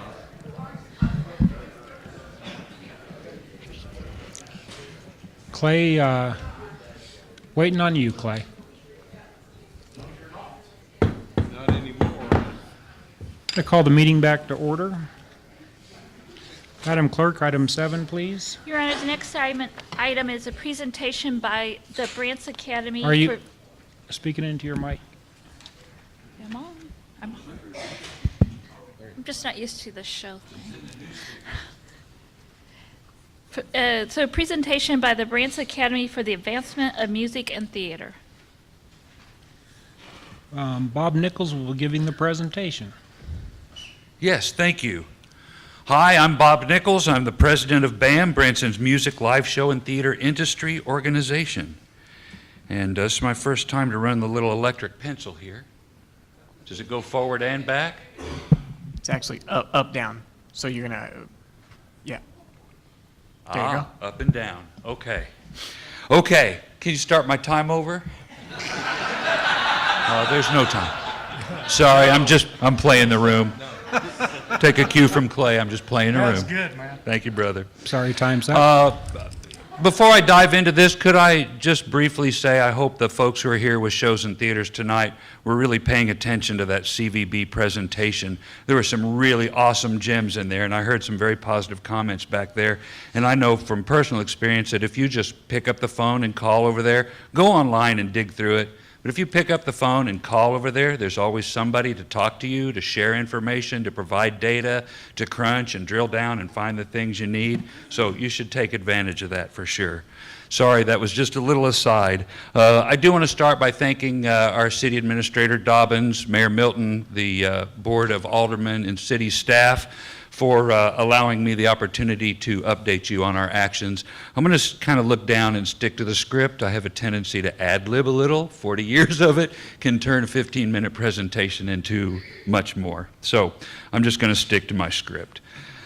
We formally announced our formation at a Board of Aldermen meeting here last year, and at that presentation, several of you asked for me to return with an update on our activities, and that's why I'm here tonight.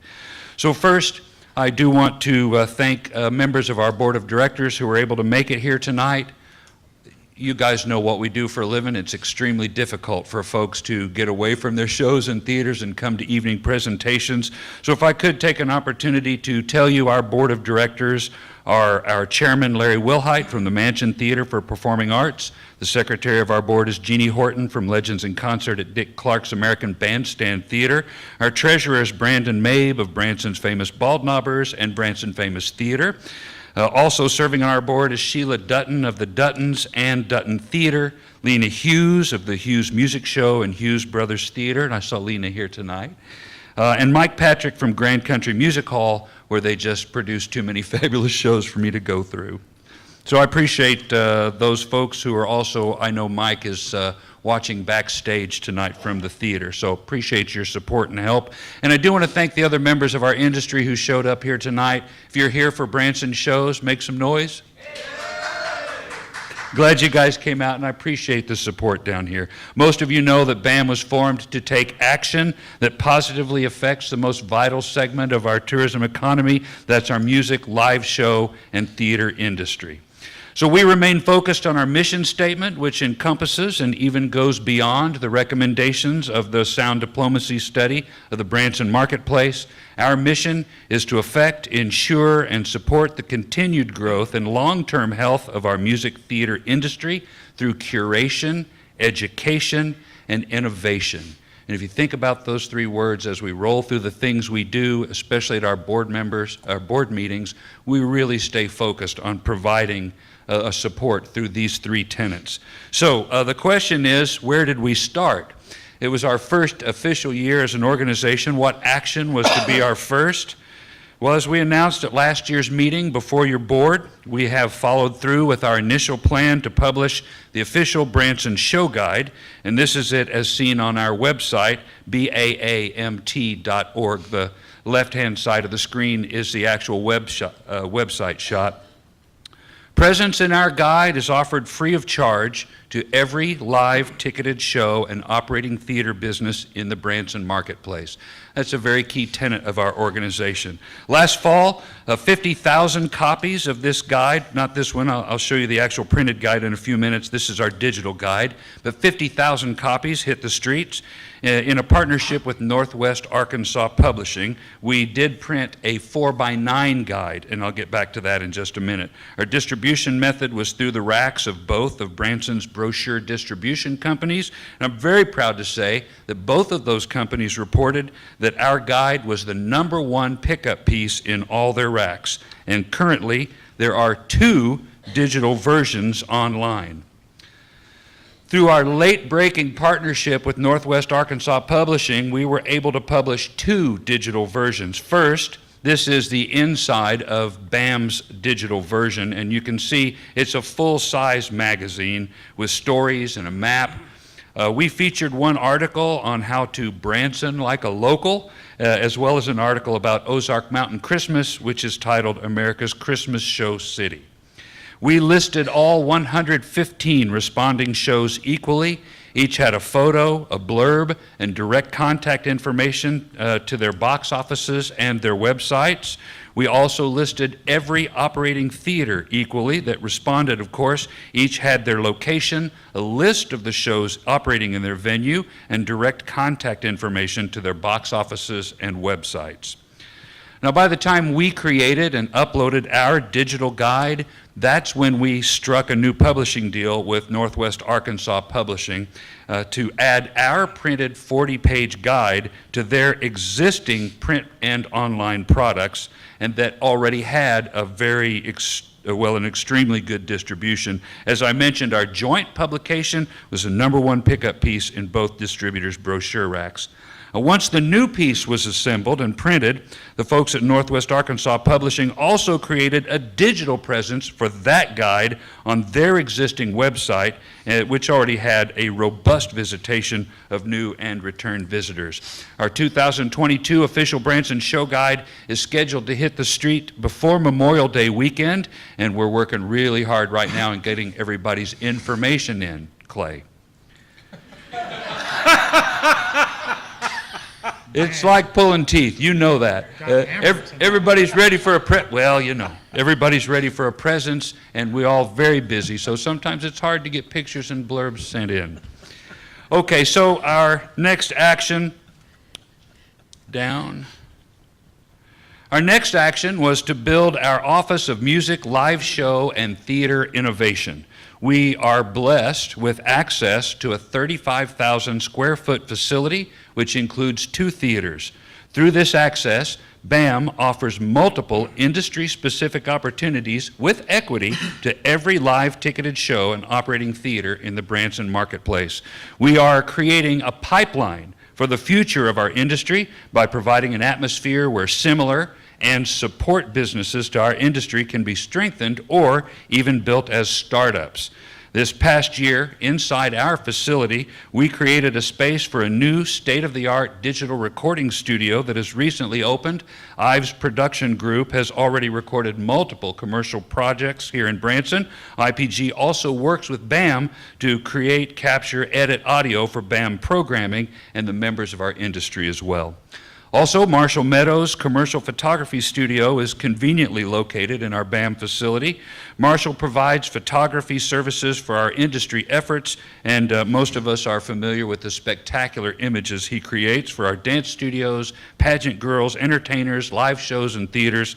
It's extremely convenient to have his studio in our Office of Music, Live Show, and Theater Innovation. And as an added feature of our office, David Hausman has been building an Ultra HD video capture and editing facility down the same hallway as our recording studio, and David volunteers with that office for BAM by creating videos and graphic content as well. Next, This thing is touchy. As one part of our pipeline project, BAM is providing a pathway to the future by producing the Branson Bluegrass Winter Youth Festival, which took place on December 11th and 12th in our facility. Approximately 125 kids from 5 states and 15 organized youth bands over that weekend participated in 2 nightly bluegrass concerts, Sunday morning Bluegrass Gospel Church, which was taped to be aired on RFD TV. It'll be encapsulated in 2 episodes of Cowboy Church from the Branson Bluegrass Winter Youth Festival, and those air March 27th and April 3rd on RFD TV. I'm really proud and grateful to our local entertainers, some of who participated by teaching clinics and workshops on fiddle, stand-up bass, mandolin, guitar, banjo, stage presence, and comedy. Our first Bluegrass Festival was attended both days by National Bluegrass star Rhonda Vincent, who coached our kids and even jammed with them for quite a long time. BAM has been supporting our industry in multiple other ways. To touch on just a few, over the past year, we have provided free rehearsal space for our shows. We all know stage time can get really tight when shows are starting up or making changes, so we offer our stages and rooms to Branson shows as no-cost rehearsal halls whenever they're available. We have provided free space for auditions, free space for facilities, for live recordings, video production space for marketing and sales, mentorship to budding productions, economic development advice for those who wish to enter our marketplace, industry specialist referrals for vendors or support services. We held our first digital marketing seminar in October, which was presented by Thunderburst Media, and we've already scheduled 3 more marketing seminars planned to provide access to cutting-edge digital trends specific to the members of our industry. BAM has been active within the community as well. We offer no and low-cost facilities for our local dance studios to have space for their recitals and rehearsals. We offer friendly space for community fundraisers. We've also provided input to this board as well as the Planning Commission regarding multiple ordinances that affect our industry. And as a side note, which I think is pleasant, we're very proud to be able to provide training facilities for the Branson Police Department's K-9 unit. That was a fun day at the theater. BAM also supports the local pageant producers of the Miss America organization. We partner with them. We sponsor titles for Miss Branson, Miss Table Rock Lake, Miss Springfield, and Miss Route 66. In just our first year's effort, we've already awarded $1,500 in college scholarships to accomplished, deserving local young women. Together, our 2 organizations stand for empowering young women to be the best they can be through leadership, talent, communication skills, and smarts. Okay, what does BAM have in store for our industry in the coming year? Well, it starts with more of the same. We will build on our successful programming in terms of supporting and growing our industry. We continue to build on the programming I've already outlined here tonight, and of course, we will be adding even more valuable programming at the direction of our board, all of whom are stakeholders in our industry. I'd like to add a specific mention to everyone here tonight and folks who are watching online that the Branson Bluegrass Winter Youth Festival is scheduled for December 9th and 10th of 2022. And seriously, this is not something you want to miss. It's incredible. For this coming year, we're planning workshops and clinics specific to marketing, theater technology, box office operation, including affordable software solutions that help us keep pace with the changing online environment. And our community support will continue as well with one very notable announcement tonight. Branson's live show and theater industry organization has partnered with Hope Haven International to provide pediatric wheelchairs for kids in need around the world. Hope Haven has already given away over 130,000 of these specialty chairs in impoverished countries around the world, and now they've reached out their hand to the Branson community for help. Hope Haven has been meeting with myself and our board since last fall. We've built a wonderful relationship and the structure necessary for such a fundraising effort. I'd like to explain a little bit more about it. Our goal is that through this important effort to provide vital mobility to children, Branson also can become known around the world as a city that cares. BAM hopes to inspire our entire community to participate in an ongoing annual citywide effort called Branson Cares. The program was created by the same people who created Broadway Cares in New York City in 1988, and to date, that campaign has raised over $300 million to fight HIV/AIDS. We met with the Branson Lodging Association. We've secured a marketing and media partnership with Hometown Radio as the beginning of our effort to take this year-long fundraiser citywide.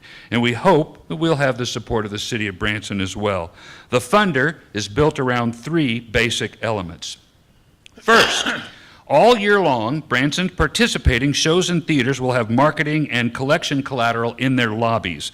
Collateral includes actual pediatric wheelchairs, 20 of which will be delivered to the BAM offices for distribution in early April.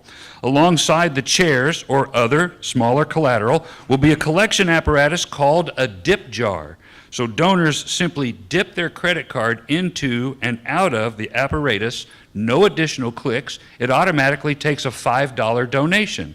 People who would like to donate more can just dip over and over and over. Now, there's also going to be a QR code for people who want more information. Perhaps they want to donate through an app or a funding source on their phone. And for people who don't necessarily want to use a credit card or electronic means, there's a 6-panel take-home brochure because, as we know, some of our guests still like to sit at the kitchen table and write checks. So, also inside our participating theaters, an intermission video will be playing. Each video will be branded with the specific theater or show's own information and logos. The video will portray the cause and ask guests to donate in the lobbies. Now, the second element of this fundraiser happens one time a year during a limited 3-week period. Participating entertainers will announce live from the stage that they're going to be in the lobbies after the shows to greet their guests with red buckets. We call that our red bucket time. They will be holding red buckets to take up cash donations during those 3 weeks only. Maybe we'll come up with a better name for that period. The third element of this all is a capstone event. In the early spring, BAM will produce a public fundraiser event on stage that celebrates the past year's accomplishments of the Branson community effort to provide vital mobility to those most in need. So as I mentioned, we do hope to begin talks with the city to discuss ways in which our entire community can be motivated to get behind this important work. Again, our goal for Branson as a community is to become known as the city that provides these really needed pediatric wheelchairs in impoverished countries around the world. I'm going to break off an ad-lib just a moment because I do want to insert that Hope Haven has given away 130,000 of these already. The reason they came to us, their funding source has been a series of large local farms. This is an Iowa nonprofit, about a $56 million annual organization. They're very well funded. But a lot of folks may know that these family farms have been selling to large corporations. And as that attrition has occurred, the funding for this part of Hope Haven's programming has declined. They reached out to a fellow, Les Feldman, who was a publisher for Showbill, if you're familiar with that publication, for many years in New York City and across the country. He's also the fellow that established that Broadway Cares program and he was asked how they could replace this funding. And he told them that, well, when he was younger, he traveled to a place called Branson, Missouri, where there were shows and theaters and a community that reminded him of New York, and that community could bond together over this type of effort. And that's really our goal, to provide an issue that our show community can bond around, that we can all unify around. It's the beginning of a process to unify our entire industry. Of course, our important industry work will continue as we strive to unite our music and live show industry around this charity and around the common goals that we share in supporting and growing tourism for the benefit of everybody in our community. BAM and our board of directors are committed to providing opportunities for the members of our industry to come together. Our mission leads us to use a positive approach in all of our efforts to work with every party interested in supporting and growing this central industry of Branson's tourism economy. So finally, we want to publicly thank the members of this board and city staff for being a catalyst in our work to establish BAM for these purposes. And now, if you have any, I'll be glad to take your questions. Thank you, Bob. Are there any questions from anybody in the audience? Here. Thank you. Appreciate that.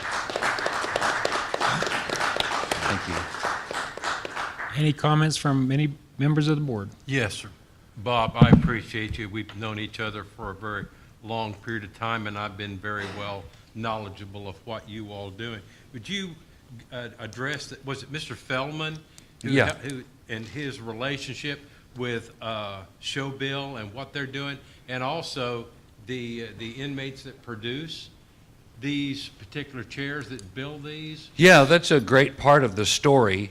They have two places where they build these pediatric wheelchairs, and they're very specifically designed for children. If you can imagine, they have many different types of afflictions that shape their body in cruel ways, and these wheelchairs have to be fitted specifically for the child and the size, the weight, and their affliction. And they're very adjustable. Because they're delivered in third world countries, this entire wheelchair is built with using one single type and size of screw head.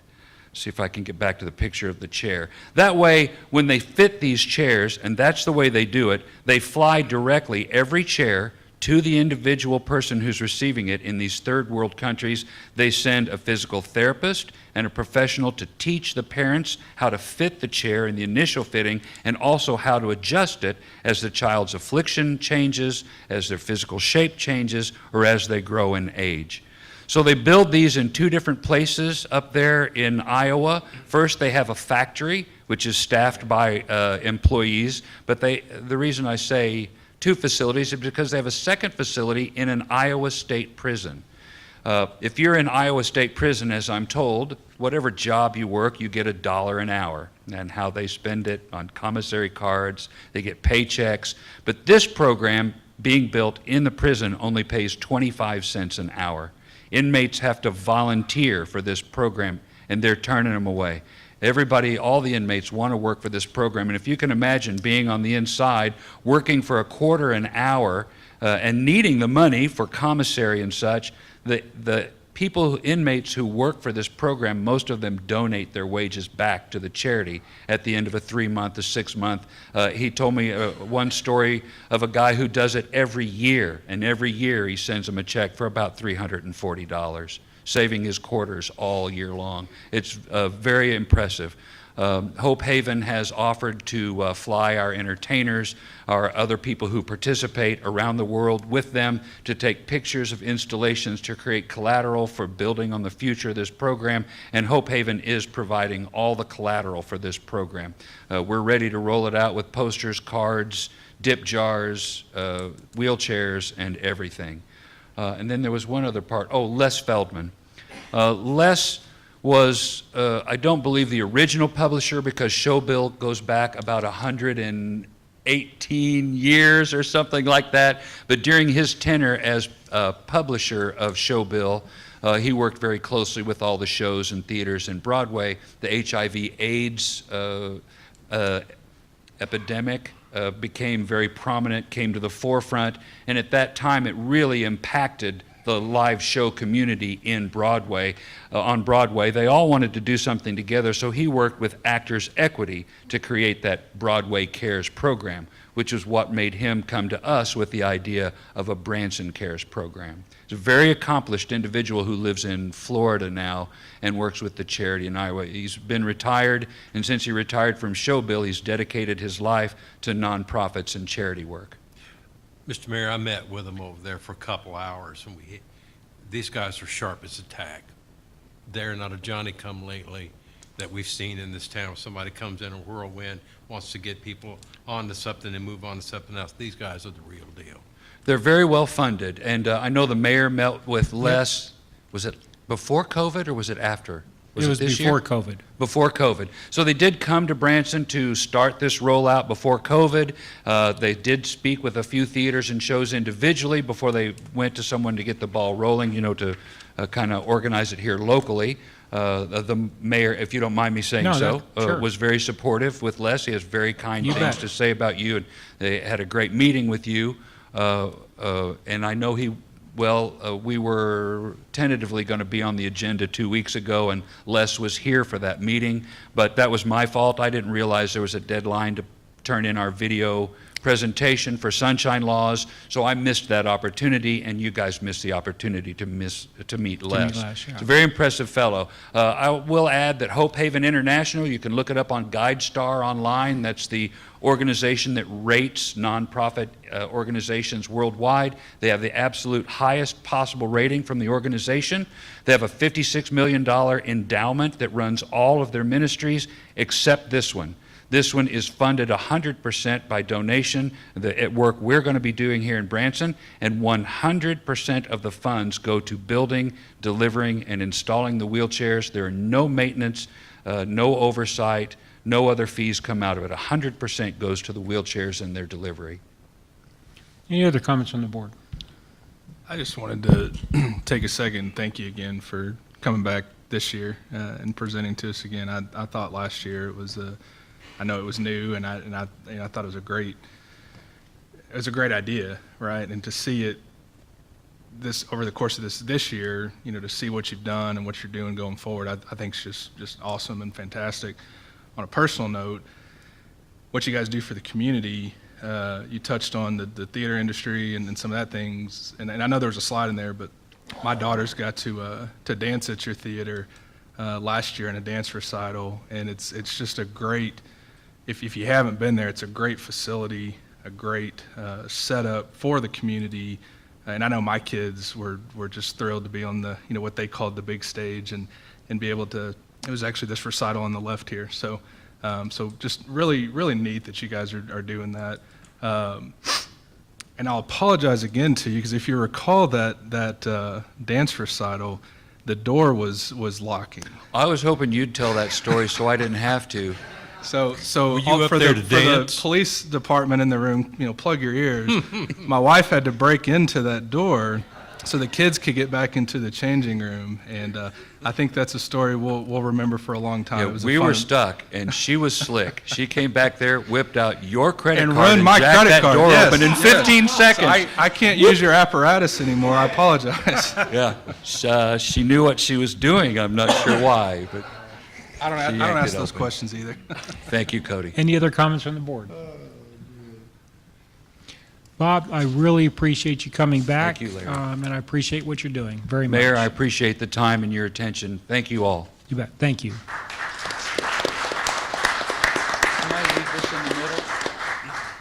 Can I leave this in the middle, Lisa, or you want me to get to the end? Oh, you're done. Oh, Good. we're good? Okay. Your Honor, the next item is a presentation of the fourth quarter 2021 period 12 financials for the city of Branson. And we'll get a staff report from Jamie. Thank you, Mayor, members of the board. Tonight, as she said, I'm presenting the fourth quarter or a year-to-date look at period 12 for the financials for the city of Branson for 2021. Before I get into my presentation, it occurred to me, I've heard a lot of comments over the past several months about budget and finance and debt and transparency, so I wanted to give a little bit of a background as to what we do to try to offset that. So when you're looking at these numbers, you can have a full understanding, and maybe the public can have a full understanding of what we do and how we get there. So on a monthly basis, we present the Finance Committee in detail the finances. We also present a budget versus actual comparison, reconciliations, and tax reports. This is also a public meeting and can be watched virtually. We also go through a lengthy budget process, and just to give you a little backdrop, we go through a lengthy budget process in which we begin that at the end of May and we end that in November. And over the course of that process, the directors get together, We have several special budget meetings with the Finance Committee, with the board, and we walk through that. We walk through it in detail, and at the end, we have a budget that is presented and it is put out online. We put a budget book out online. One of the things that we did several years that was in addition to that big budget book that we put out online is we also started creating magazines. And the reason why we created magazines was for the purpose of the public, because we kept getting told that big budget book is kind of difficult to read. There's a whole lot of information into it, and how do we get through that? And so we have to prepare that budget book that we put out online. We have to prepare that according to the Government Finance Officers Association. That's a national standard for us, and we're able to exceed those standards and present that, and we've won the award for those budgets for several times. But in doing so, we downsized it a little bit, and we also put out a magazine out there. The magazine is for the public purpose to just really summarize that, to really just take a look. We also try to put like pictures in that for what's gone on throughout the year and how many dollars we spent. So I would encourage looking at the magazine as well and cross-referencing that, because and we'll take any comments if you need that.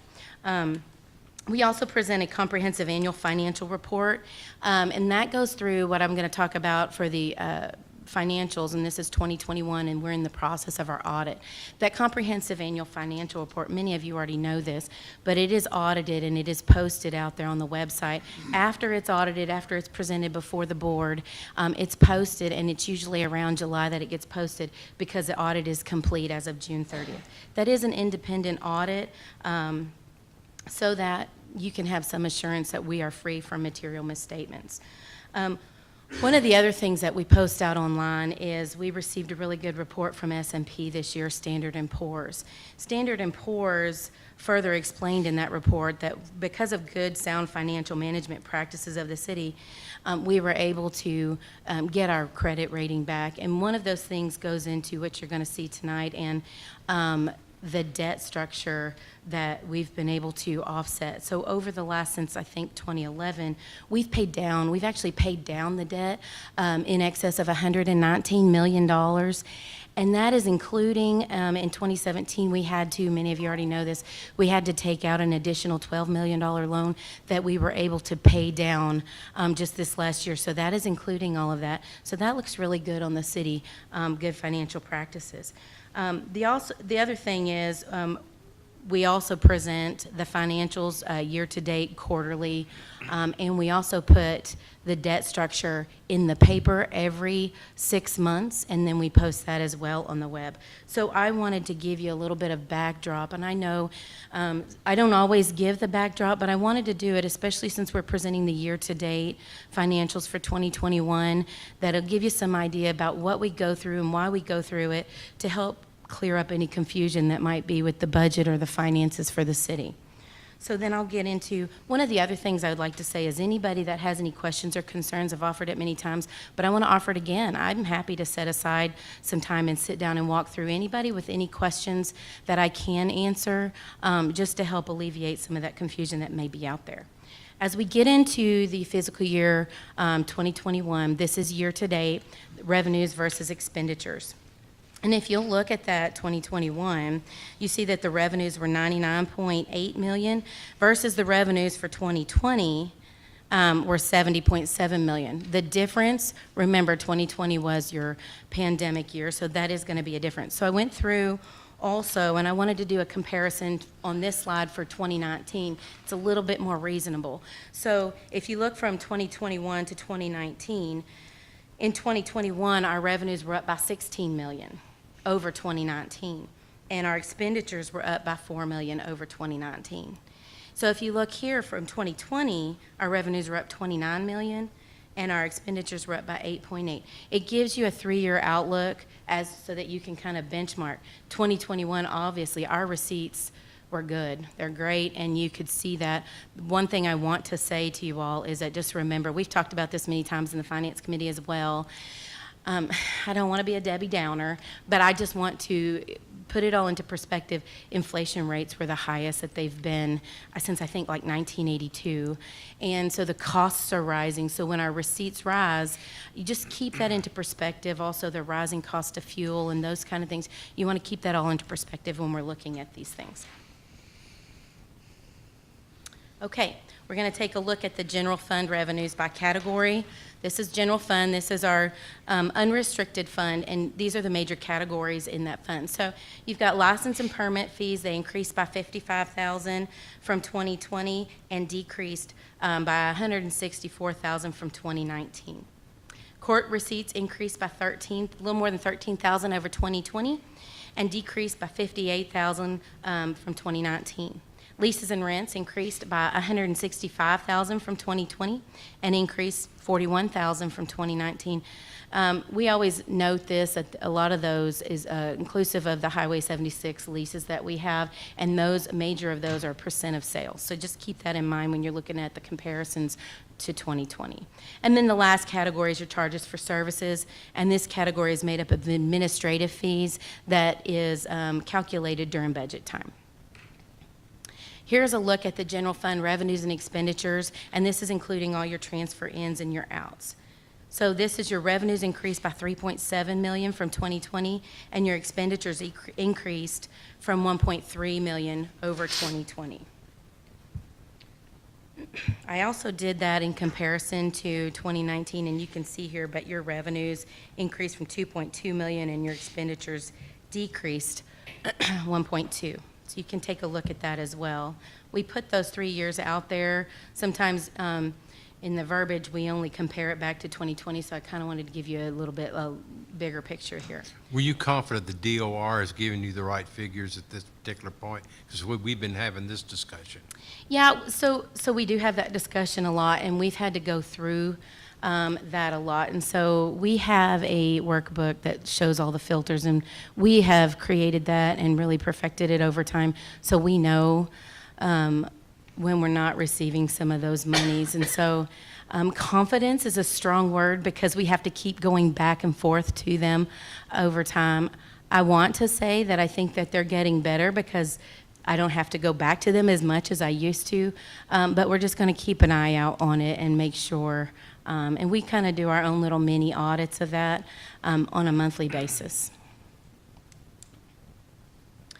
So this is your look at the gross sales tax for the year.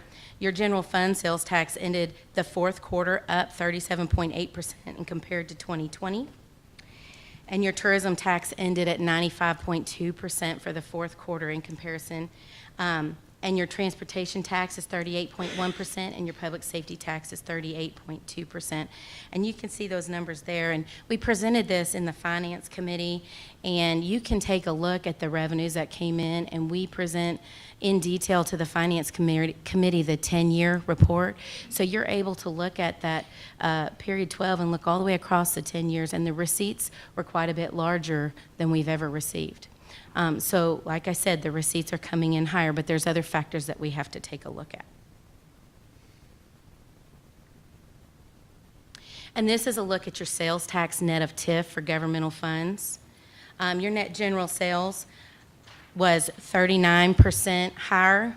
And if you remember on the other slide that we just presented, it was a little bit less, so I'll go back and show you. And this should help you get the picture. So 37.8%, and this is inclusive of TIFs and non-TIFs, okay?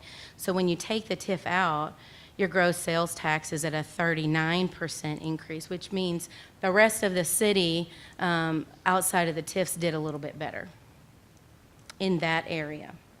Your tourism tax revenues, net of TIF, are $7.3 million or 93.9%. And if you look at the previous slide, again, just what I did with the sales tax, you'll see that your tourism was 95% here. So the reverse is correct. When you added in your TIFs, it was a little bit better on in the entire picture rather than your net of TIF. And that's really just like your amusements and shows and those kind of things. This is a look at your public safety fund, and this includes your transfer ins and outs. And just remember, a big portion of that transfer in is a subsidy from the general fund. It was 5.8, almost 5.9 million this year and in 2020, and you can see the split of that. So 8.2 million in 2021 without the subsidy. And you can see the year-to-date revenues, and you can see the total revenues with the subsidy is about 14 million versus your expenditures at 11.3.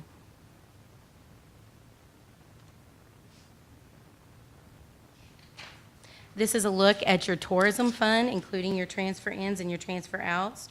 Your revenues and your transfer ins are at 9.8 million, more than 2020. Your expenditures and your transfer outs are at 8.7 million, more than 2020. And if you remember, this past year, we paid off a $7 million that the COPs that I was just referring to, we paid that off, and that's what is included in that 8.7 million, okay? And this is a look at your Parks and Rec fund. We also do the subsidy from the general fund, which is $750,000 for 2021, same for 2020. And if you take a look at it, their revenues increased by $799,000 over 2020, and their expenditures increased by $362,000 over 2020. So this picture, we always kind of highlight this because if you look at the financial reports like your income statement, and you can really see the change in the categories. The campground did well, the ball teams did well, the swimming pool did well. So you can take a look at all those categories from year over year and be able to benchmark that. Cindy, are you smiling back there? Yes. Thank you, Cindy. And then the last slide is a look at your water and sewer, and consumption was up for this, and remember we did a 2% water and a 7% increase for these numbers as well. So revenues are up by 1.9 million from 2020, and expenditures are up by 305,000 more than 2020. One thing I want to say about those expenditures is keep in mind we did the merit increase, and we so all of that's included. So really, a 305,000 expenditure increase is really very, very small in comparison to the growth of their revenues. Included in that with those pumps that we had to purchase that blew out, or are they not in this? They would not be in this. That would be in the capital. Yes, sir. But this is still a very good picture of their operations. And we like to say the finance department does not manage their operations. Each department manages their own operations. We compile it, we gather it, and we show it to you. But it is a combined effort, and so I think they did a good job as well. And then that concludes my presentation. I know I went through that very fast, so if you have any questions. Any members of the audience have any questions? Herschel? Hyde, 106 Rose O'Neill. Hey, I just want to say real quickly, too, that increase on the Parks Board income doesn't even include those, raises and fees that we had down at the campground. I mean, and it's so funny because we talk about raises and fees, but these were fees that were basically begged of us by other campground owners in the city of Branson to raise them for years. And so, I mean, we're talking about hundreds of thousands of dollars. So I just think, this has been one of my big priorities is like improving the quality of life for our citizens, not just focusing on the visitors. And we're going to have the funds to be able to do that. So I'm just so excited. I want to point that out. Parks Board is doing really well. So Thank you, Marshall. A compliment what the Parks Board had done. Jimmy, would you just address that real quick? The increase in revenues from the campground, they weren't in these numbers? That'll be in the next year's numbers, yes, sir. Oh, wow. Very nice. Anybody else in the audience have any questions? Any members of the board? Is this the time to thank Cindy for her stuff? I think Cindy should get a standing ovation.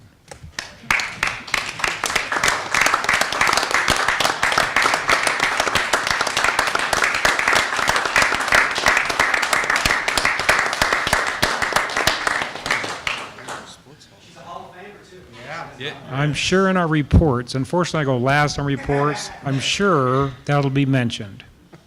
Cindy's a Sports Hall of Fame. Anybody else on the board have any questions? Hearing none, Jamie, thank you very much.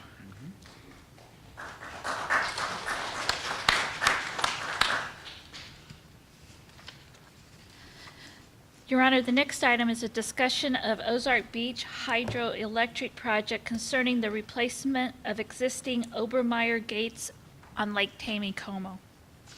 And we'll get a staff report from Keith Francis. Mayor, members of the board, am I close enough to this thing? Why don't you pull it a little bit towards you, Keith? That better? Well, That better? that's much better. That better? Okay. What I'm going to do, my staff report basically summarizes everything I'm going to show you in my PowerPoint here. We received notice from the Federal Energy Regulatory Commission through the Federal Register that our previous city attorney brought to Stan and I's attention that we hadn't seen this news release yet. So we started looking at it, and, you know, as soon as they started talking about raising water elevations in Taney-Como, you know, things started turning around, and we started thinking, well, what's it going to do to this? What's it going to do to the campground? What's it going to do to the people that live along Taney-Como down there in Lakewood Estates? What's it going to do to our treatment plant, our discharge, our effluent pipes? So we started looking at that and talking with Empire, or Liberty, what exactly are you going to do here? So, yeah, can't see your thing here. Just a minute. Let's see. It's not working, Jed. Up and down. Yeah. Oh, there you go. Whoops. You've been training gotta this keep- high-tech stuff there, Keith? What's that? You've been training this high-tech stuff? I tell you what. So anyway, is that the first one? Yeah. So anyway, Ozark Beach calls this their hydroelectric project number P2221.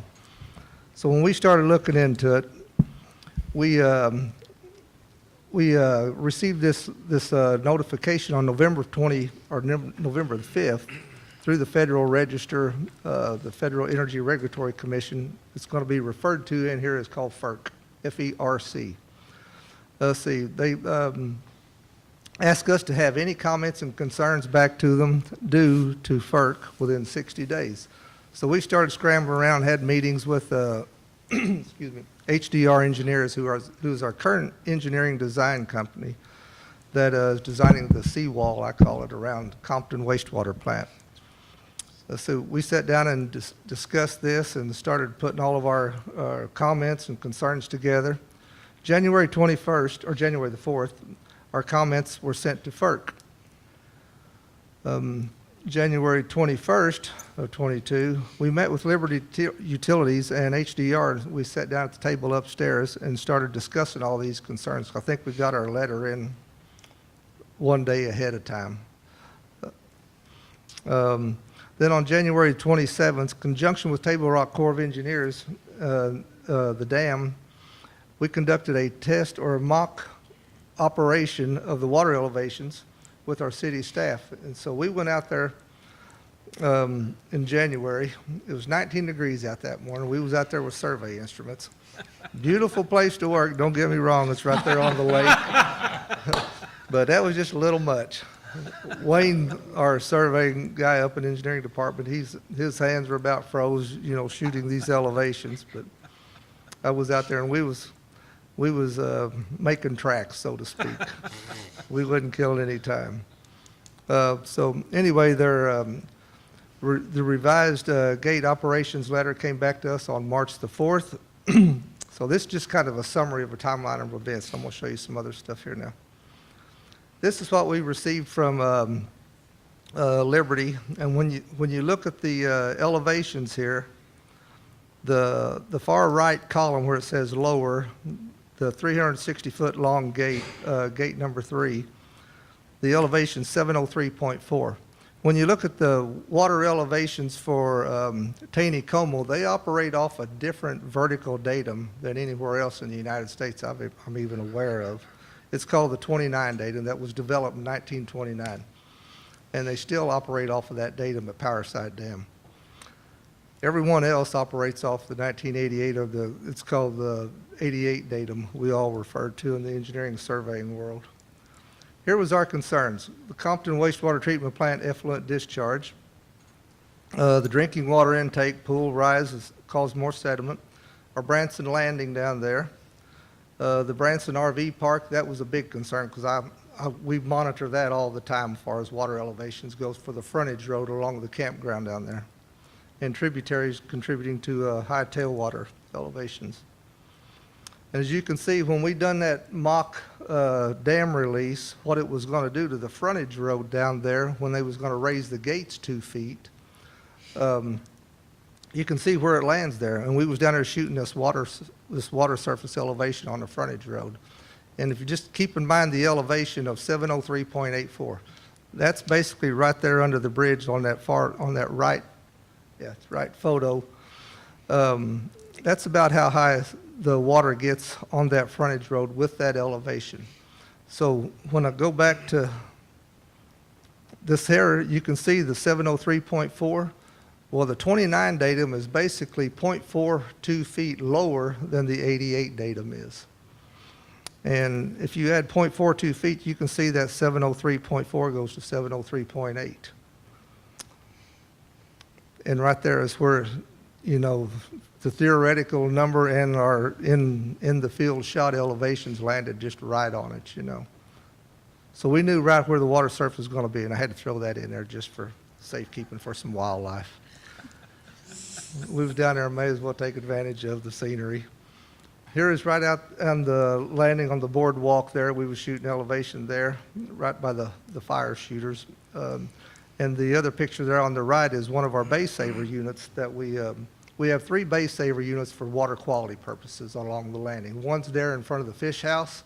There's a big hump of dirt there. It's nicely landscaped. Well, underneath that, there's about a 25 by 25 by 12 foot dimension concrete box that's got baffles in it. And all the cups and the plastics and excuse me, everything settle out in there, and then we have to pump them out every 2 or 3 years. We have one there by the fish house, one there by the flamethrowers, and then we have another bay saver unit on the north end of the landing up there, just north of Belks there by the park. And here are just some very pictures which you can't hardly read there, but we shot elevations there by the bridges all along the frontage road, the picture of the boardwalk, the Compton boat dock, our intake structures, the other bay saver units, and then down at the boat dock down by Scotty's trout dock down there. Let's see, where's the other one at? The RV park. We wanted plenty of elevation shots along that frontage road so we know exactly where this water was going to hinder us. And here's talks about the vertical datum difference. The 29 datum was National Geodetic Vertical Datum, NGVD 29. And everywhere else, Alaska, Canada, and the United States operates off the North American Vertical Datum of the NAVD 88 datum. Why they're still operating there, I don't know, but they are. Which was, the difference is approximately 5 inches or 0.42 feet. Anyway, we received the revised operation procedures on March the 4th of 22. This says that they were not going to raise the gates, the 2 additional feet like they originally said of elevation. They backed it off to just raise it the 1 foot above that. So basically, they're going to be, when you go back here to that picture there, you can take that water elevation down another foot approximately, which gets it off into the gravel shoulder of the road then. And all of our other concerns that we had talked about previously were not concerns anymore. Because first thing we thought about was our seawall, you know, what's that going to do to that hydrology and the hydraulics along there? So, but it's not going to have any effect, so to speak. And when I got this other slide here, that one there, that's taken right off of the Corps of Engineers website. When you look down there on the date, I think it's March the 10th. Is that right? Yeah. March the 10th, and you look over at the water surface elevation, 702.2 is what the elevation was at Power Site then, which you can add 0.42 feet to that elevation for our elevations. And And I drove down there this morning and got into the office and looked at their releases and elevations, and it wasn't anywhere near our campground road down there. So basically, long story short, you're not going to be able to tell any difference in this water surface elevation when they raise the gates. So we're fairly confident and, you know, comfortable with the approach that they've taken here to revise the elevations for us to accommodate us. And because when we was down there shooting the elevations, we had Liberty's guy there with us. We had Empire's representative there, and he was saying, you know, wow, we don't want to cause this problem down here at the campground. So they backed off, and then we received this revised letter from them stating they're not going to raise it that high now. So we're fairly comfortable with that. Here are some benchmarks around that we have here in town. The waterfront road at the campground, like I said, is 703.84. The Branson Landing Boardwalk adjacent to it was about 705.91.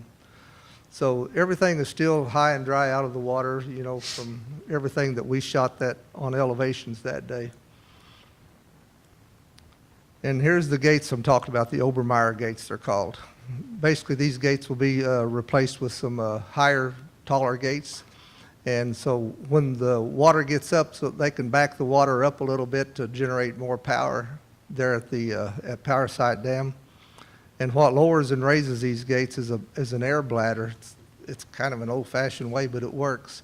So this air bladder has a air line going to it that airs it up, raises the gates up, and lowers the gates. And I got one other I wanted to explain a little better here. Here's the revised gate operations. You can see the lower, and what that it's kind of opposite of what it says here, but when the gates are raised, when the raised column there where it says 702.0 on gate 3, when the water elevation gets to 702, they raise the gates. When it gets to 702.5, then they start lowering. These gates are constantly raising and lowering all the time to fluctuate the water. And so hope that all makes sense to you. Makes perfectly good sense to me, but may not to you all. But As long as there's not a test on this later. I like hydraulics and hydrology. It's basically what I majored in college. And so, Keith, I have a few questions. Yep. To explain to everybody, these Obermeyer gates, they're at the Power Site Dam. Yes, sir. Right? That's Nothing correct. affecting Table Rock. They're going to back up water from Power Site. As you know, I'm the president of trustees at Lakewood Estates. We had a meeting at Lakewood Estates. This topic came up. I shared what little I know. Their primary concern, I think, is a simple question. I understand raising this is what I guess would be a normal pool. They're going to raise it and keep it roughly 12 inches higher than what's normal. That water goes up and down quite a bit. True. The question is, raising it a foot, no harm, no foul at Lakewood Estates. But when it floods, will the flood waters then be 12 inches higher than they've been in the past? When it floods. When it floods. When In other you- words, is because the starting point, the base is 12 inches higher in elevation. When it floods, will that increase the level of the flood? Because if it increases 12 inches from previous floods, we have a lot of houses underwater. Correct.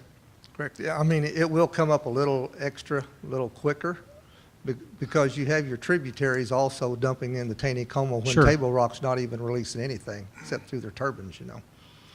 And, but for example, your backyard, it's right at elevation 712. And the farther you get to the south in Lakewood Estates, the higher it gets. It gets Right. up to 714, 715, 716 to elevations. So on a normal day, the majority of the time, you won't ever notice anything out there. No, changing. and I agree, and I understand that. I think they Yeah. understand that. But when it floods, you know, it floods. We got problems. Like I don't want to we usually do. exaggerate, but we had 20 homes in one of our recent floods was within inches of getting into the house. And so Not the right que- by Lake Taneycomo though, was it? Yeah. Yes. Was it? all those houses on Lake Taneycomo, Okay, okay. the water was, lift up the, whatever that's called, the vent in the floor, and the water was right there. Wow. So the question is, if it's 12 inches higher and we have same flood, is that water going to be 12 inches higher? I cannot answer that one. That's a very Well, the important question. discussion that I understood they had is that those bladders would be deflated down back to the normal level. They would not hold them up any Correct. higher. When so the it water would not gets that increase it. high, they won't hold anything They're just going to let back. it flow. Yeah, right. Because that was my concern, because Yeah. my family built those down there, and I don't want to see them get washed away. Yeah. Okay. If you would, somehow, some way, I Okay. know Lakewood Estates homeowners really want that Yep. to I'll be get an clear answer on for that. you. Yep, I'll get an answer for you. Thank you. Because in a normal mind, I would be asking the same question. If this is the new starting point, this is the base, 12 inches higher, when a big rain comes, Yes, the it's top- already a foot higher than Yeah. normal, right? In a roundabout way, yeah. Okay, looking more for a yes or no. but Yeah, I For today, understand we'll go that. with the Yeah. roundabout. Are there any questions from anybody in the audience? What's the name of the gates? Obermeyer. That's good. Very good. What's the elevation at the, at the, 703.1? 8, 8? yeah. That's what the campground road is now. No questions from the audience. Is there any questions or comments from the board? Just restating the discussion they had with the Corps of Into the Engineers mic. people, they were going to drop those Overmeyer or whatever they're called, bladders down that would allow that water to flow. They weren't not going to pull those back up and increase that flow backward. Plus, there's quite a bit of difference in elevation down there that spreads out further east-west towards Rockaway Beach to pick up Correct. that. Correct, yep. That's what they told me, Larry, because I share your concerns. Yeah. Yep. Yep, saying that they won't, maybe, Doing it to things. I mean, if you're living on the water, Mm-hmm. any other questions, members of the board? Keith, I think you touched on it. What's the purpose of this? To generate more electricity? To hold the water back so they can run more through their turbines. So this extra 12 Extra inches, generation of they're going to be power. able to generate more electricity? Yes, correct. Okay. Could, it was more for the low flow time frames where they could generate more. If you've ever been down there fishing, there's just not much of a runoff Yeah, during the summertime. It gets low.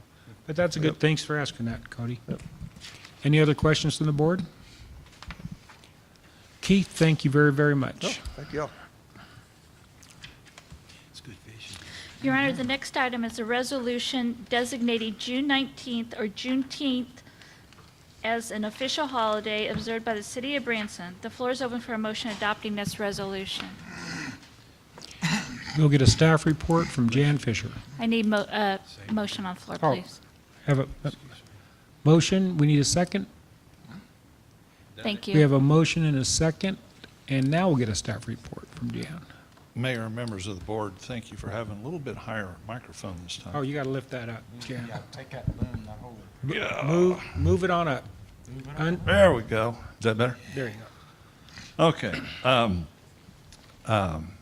We're asking you tonight to approve a resolution establishing June 19th or Juneteenth as an official holiday for the city of Branson. The idea behind that would be that we'd be closing City Hall and we'd give employees the day off, paid.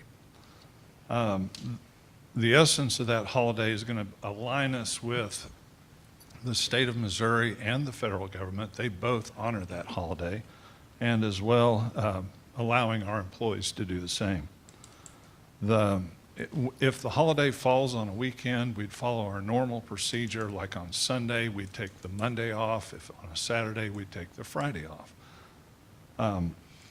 Exempt or non-exempt employees who have to work, your firefighters, police officers, plant operators, folks like that, they would get another 8 hours on a different day paid.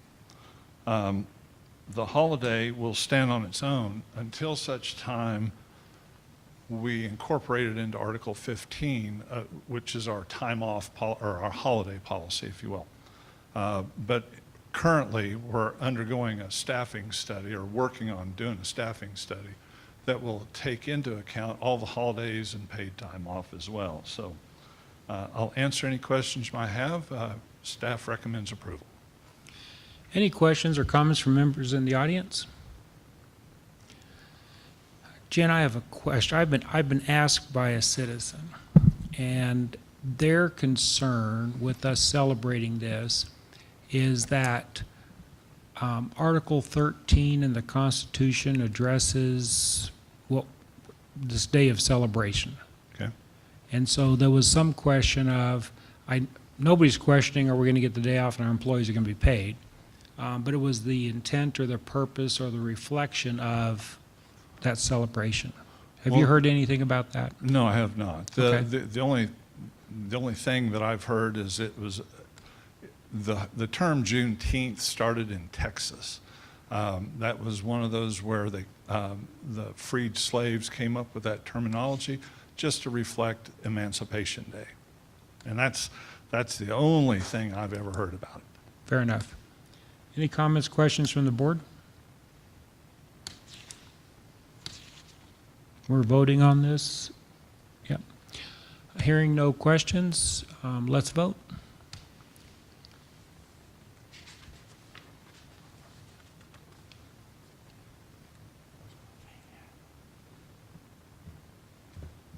Thank you, Jan.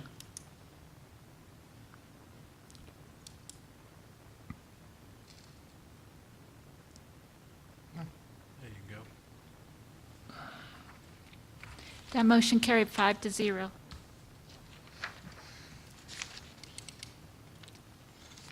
Your Honor, the next item is the first reading of Bill Number 6141, an ordinance approving a request for a zoning change from planned development to community commercial for the property located at 245 Middleton Drive, Branson, Missouri. Floor will be open for a motion to approve the first reading of Bill Number 6141. If I can get a motion in a second. We'll get a staff report from Michael Woods.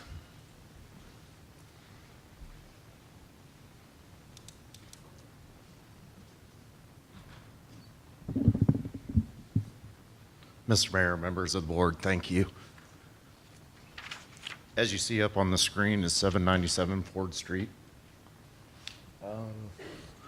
Actually, are we flipped? We're flipped, right? Maybe. I just put the presentation up that was out there, Michael. There you go. That's correct, right? Yeah, I think they were both in one presentation. Right. Yeah.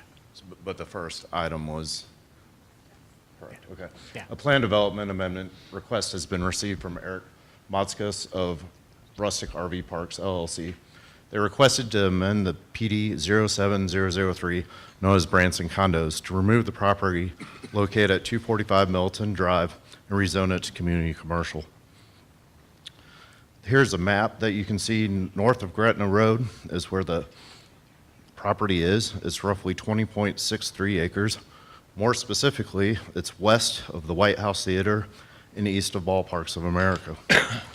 The applicant intends to utilize this property as an RV park and campground. The request will establish zoning designation, which is reflective of the property proposed use. The specific request of use will require special use permit if approved. The property then would be regulated by the Branson Municipal Code for future development, as opposed to the regulations of the plan development, so effectively extinguishing the plan development that's there. The intent for the future uses have changed. The property is within the city limits, as included in the 2030 plan. Staff recommends the approval. The Planning Commission voted unanimously on the March 1st, 2022 meeting for approval also. Be happy to answer any questions on this property. So the zoning is reducing from a PD to community commercial.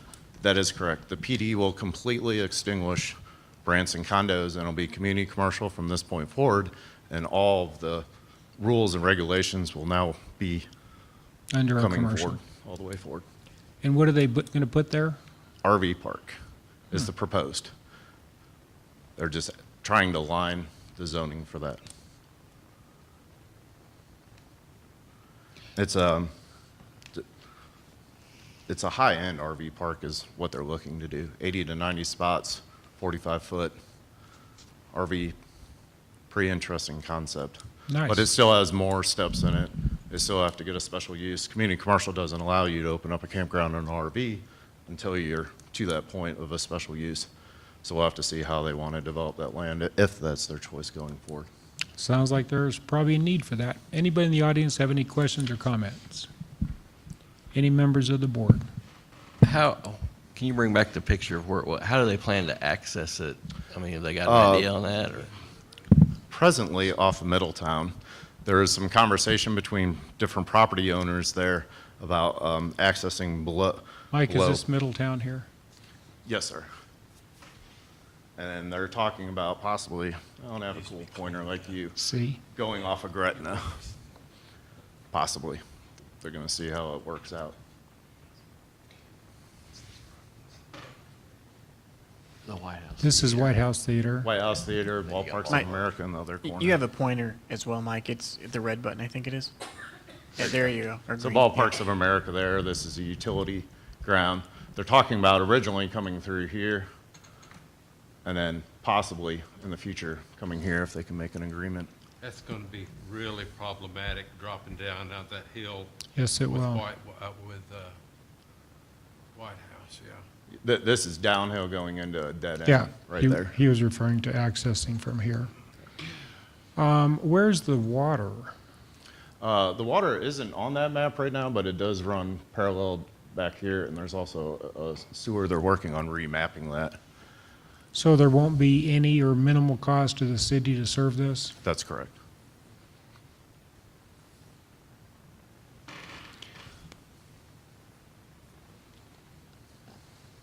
Jamie, you clear on that? Yep. Okay. Any other questions, comments from the board? Hearing none, let's vote. Thank you, Mike.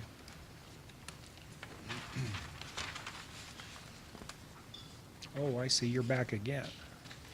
That motion carried 5-0.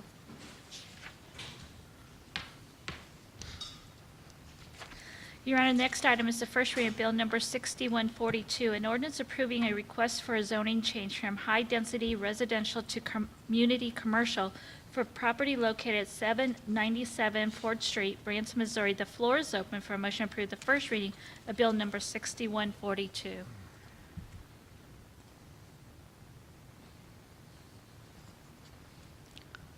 Lisa, do we have a motion and a second? Have a motion, a second, yes. We have a motion and a second. We'll get a staff report from Mike. All right. A zoning application has been received from Donald Harms requesting a zoning change from the high-density residential to community commercial zoning for the property at 797 Ford Street. The property is located on the north side of Ford Street, which is west of State Highway 165. It's approximately 1 acre.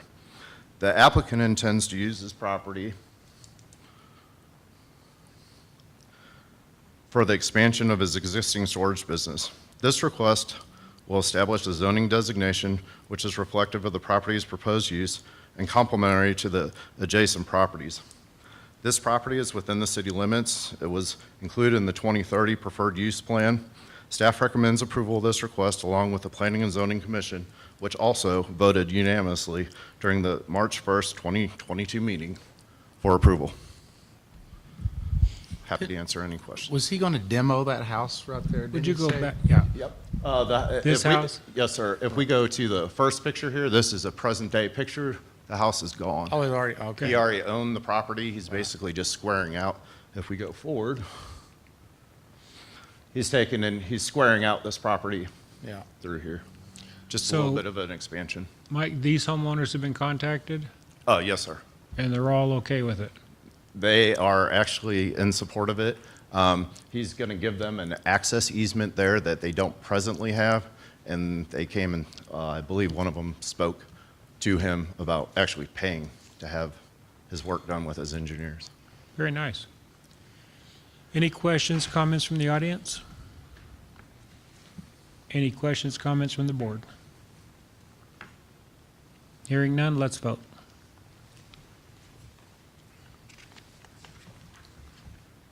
Thank you, Mike.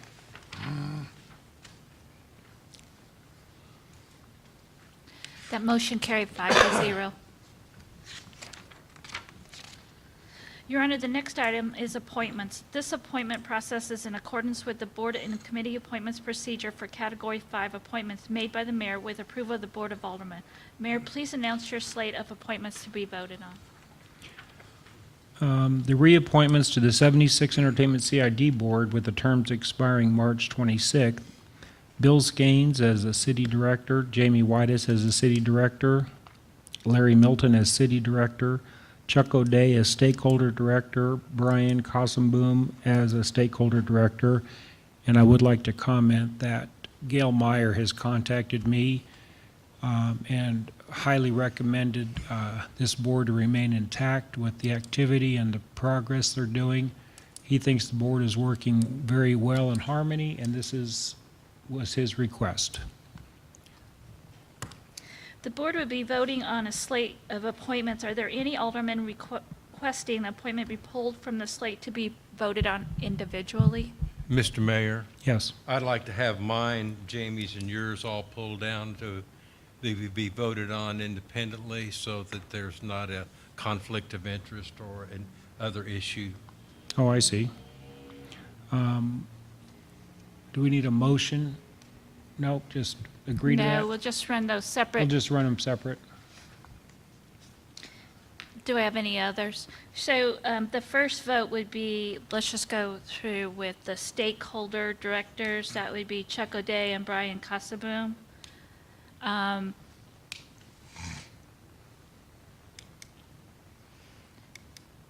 We'll run these votes, so I'm going to have to run them separate as a, just a motion vote because my system will not do that.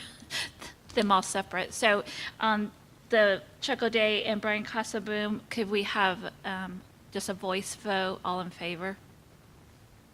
So move to make that motion. I've got the motion on the Okay. floor for all these, so we're just going to vote on them. Okay, all in favor of Chuck O'Day and Brian Cossenboom, say aye. Aye. Pose same sign.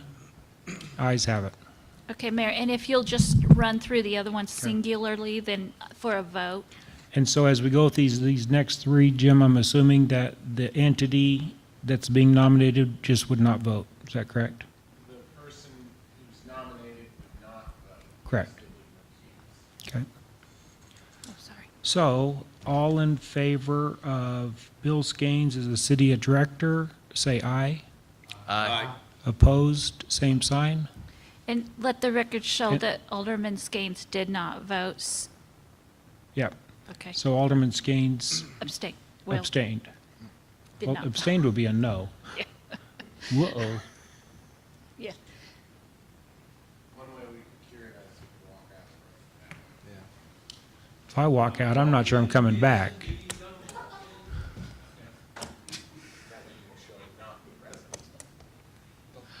Okay, all in favor for Bill Skanes, say aye. Aye. Opposed, same sign. Ayes have it, and for the record, Bill Skanes is not in attendance. How did he know? Oh, No, we're not. thought he was No, listening. stay out, Bill, stay out. Okay. Jamie? Oh. So, all in favor of Jamie Whitus as city director, say aye. Aye. Opposed, same sign. Ayes have it, and for the record, Jamie Whitus is excused from the room. See you, Mayor. Get out of here. I'll grab the mic.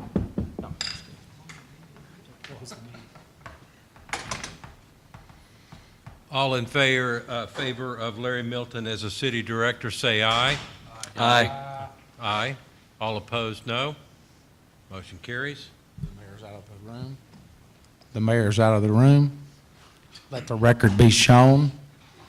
That felt good, man. That was good, wasn't it? Oh, brother. I could Lisa, we're complete with this? I believe so. Your Honor, the next item is It's disbursements. okay. The floor is open for a motion to acknowledge your receipt of disbursements from February 17, 2022 through March 11, 2022. Have a motion and a second. We have a motion and a second. Is there any questions or comments from members of the board? Hearing none, let's vote. That motion carried 5-0. Okay, we're going into reports and we're shooting for 9 o'clock.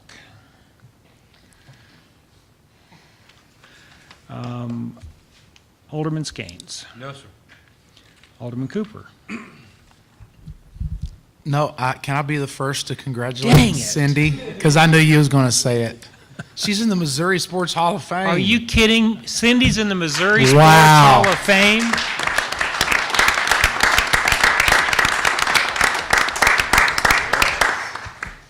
That's pretty cool, man. That's very cool. And that's our own Cindy. That's all I have. Well, that was a good one. Alderman Fenton. Nothing, no.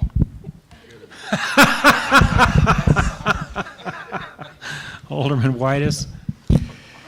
Just happy to know Cindy as the youngest Hall of Famer I've ever known. Aw. What? Aw. That's true, huh? Is that true? So Cindy, was it more the golf or the youth sports? Was it equal?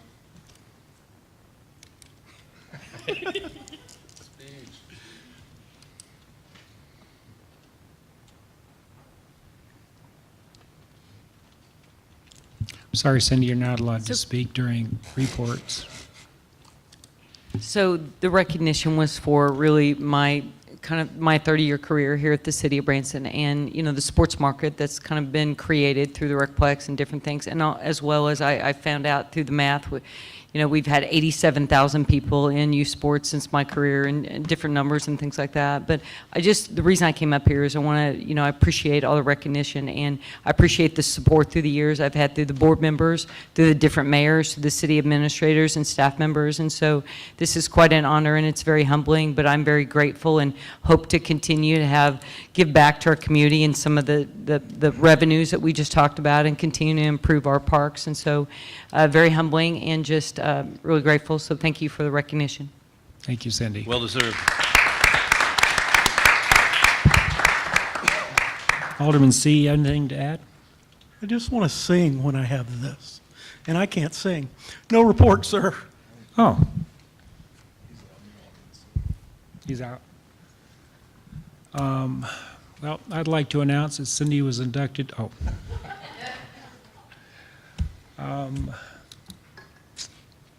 Other than acknowledging Cindy, and obviously we're all very proud of her, I don't have any reports other than our town is busy. I'm hearing very good things from our businesses. Employment seems to be the largest Achilles heel, which goes back to workforce housing, and that's something that we seriously need to address, or we'll be restraining ourselves. Other than that, I am very proud to be the mayor of this city. Thank you very much. Motion to adjourn? Motion to adjourn? Made. Oh. Motion made and second. All in favor? Let's vote. I thought we did it orally. Thank you, everybody.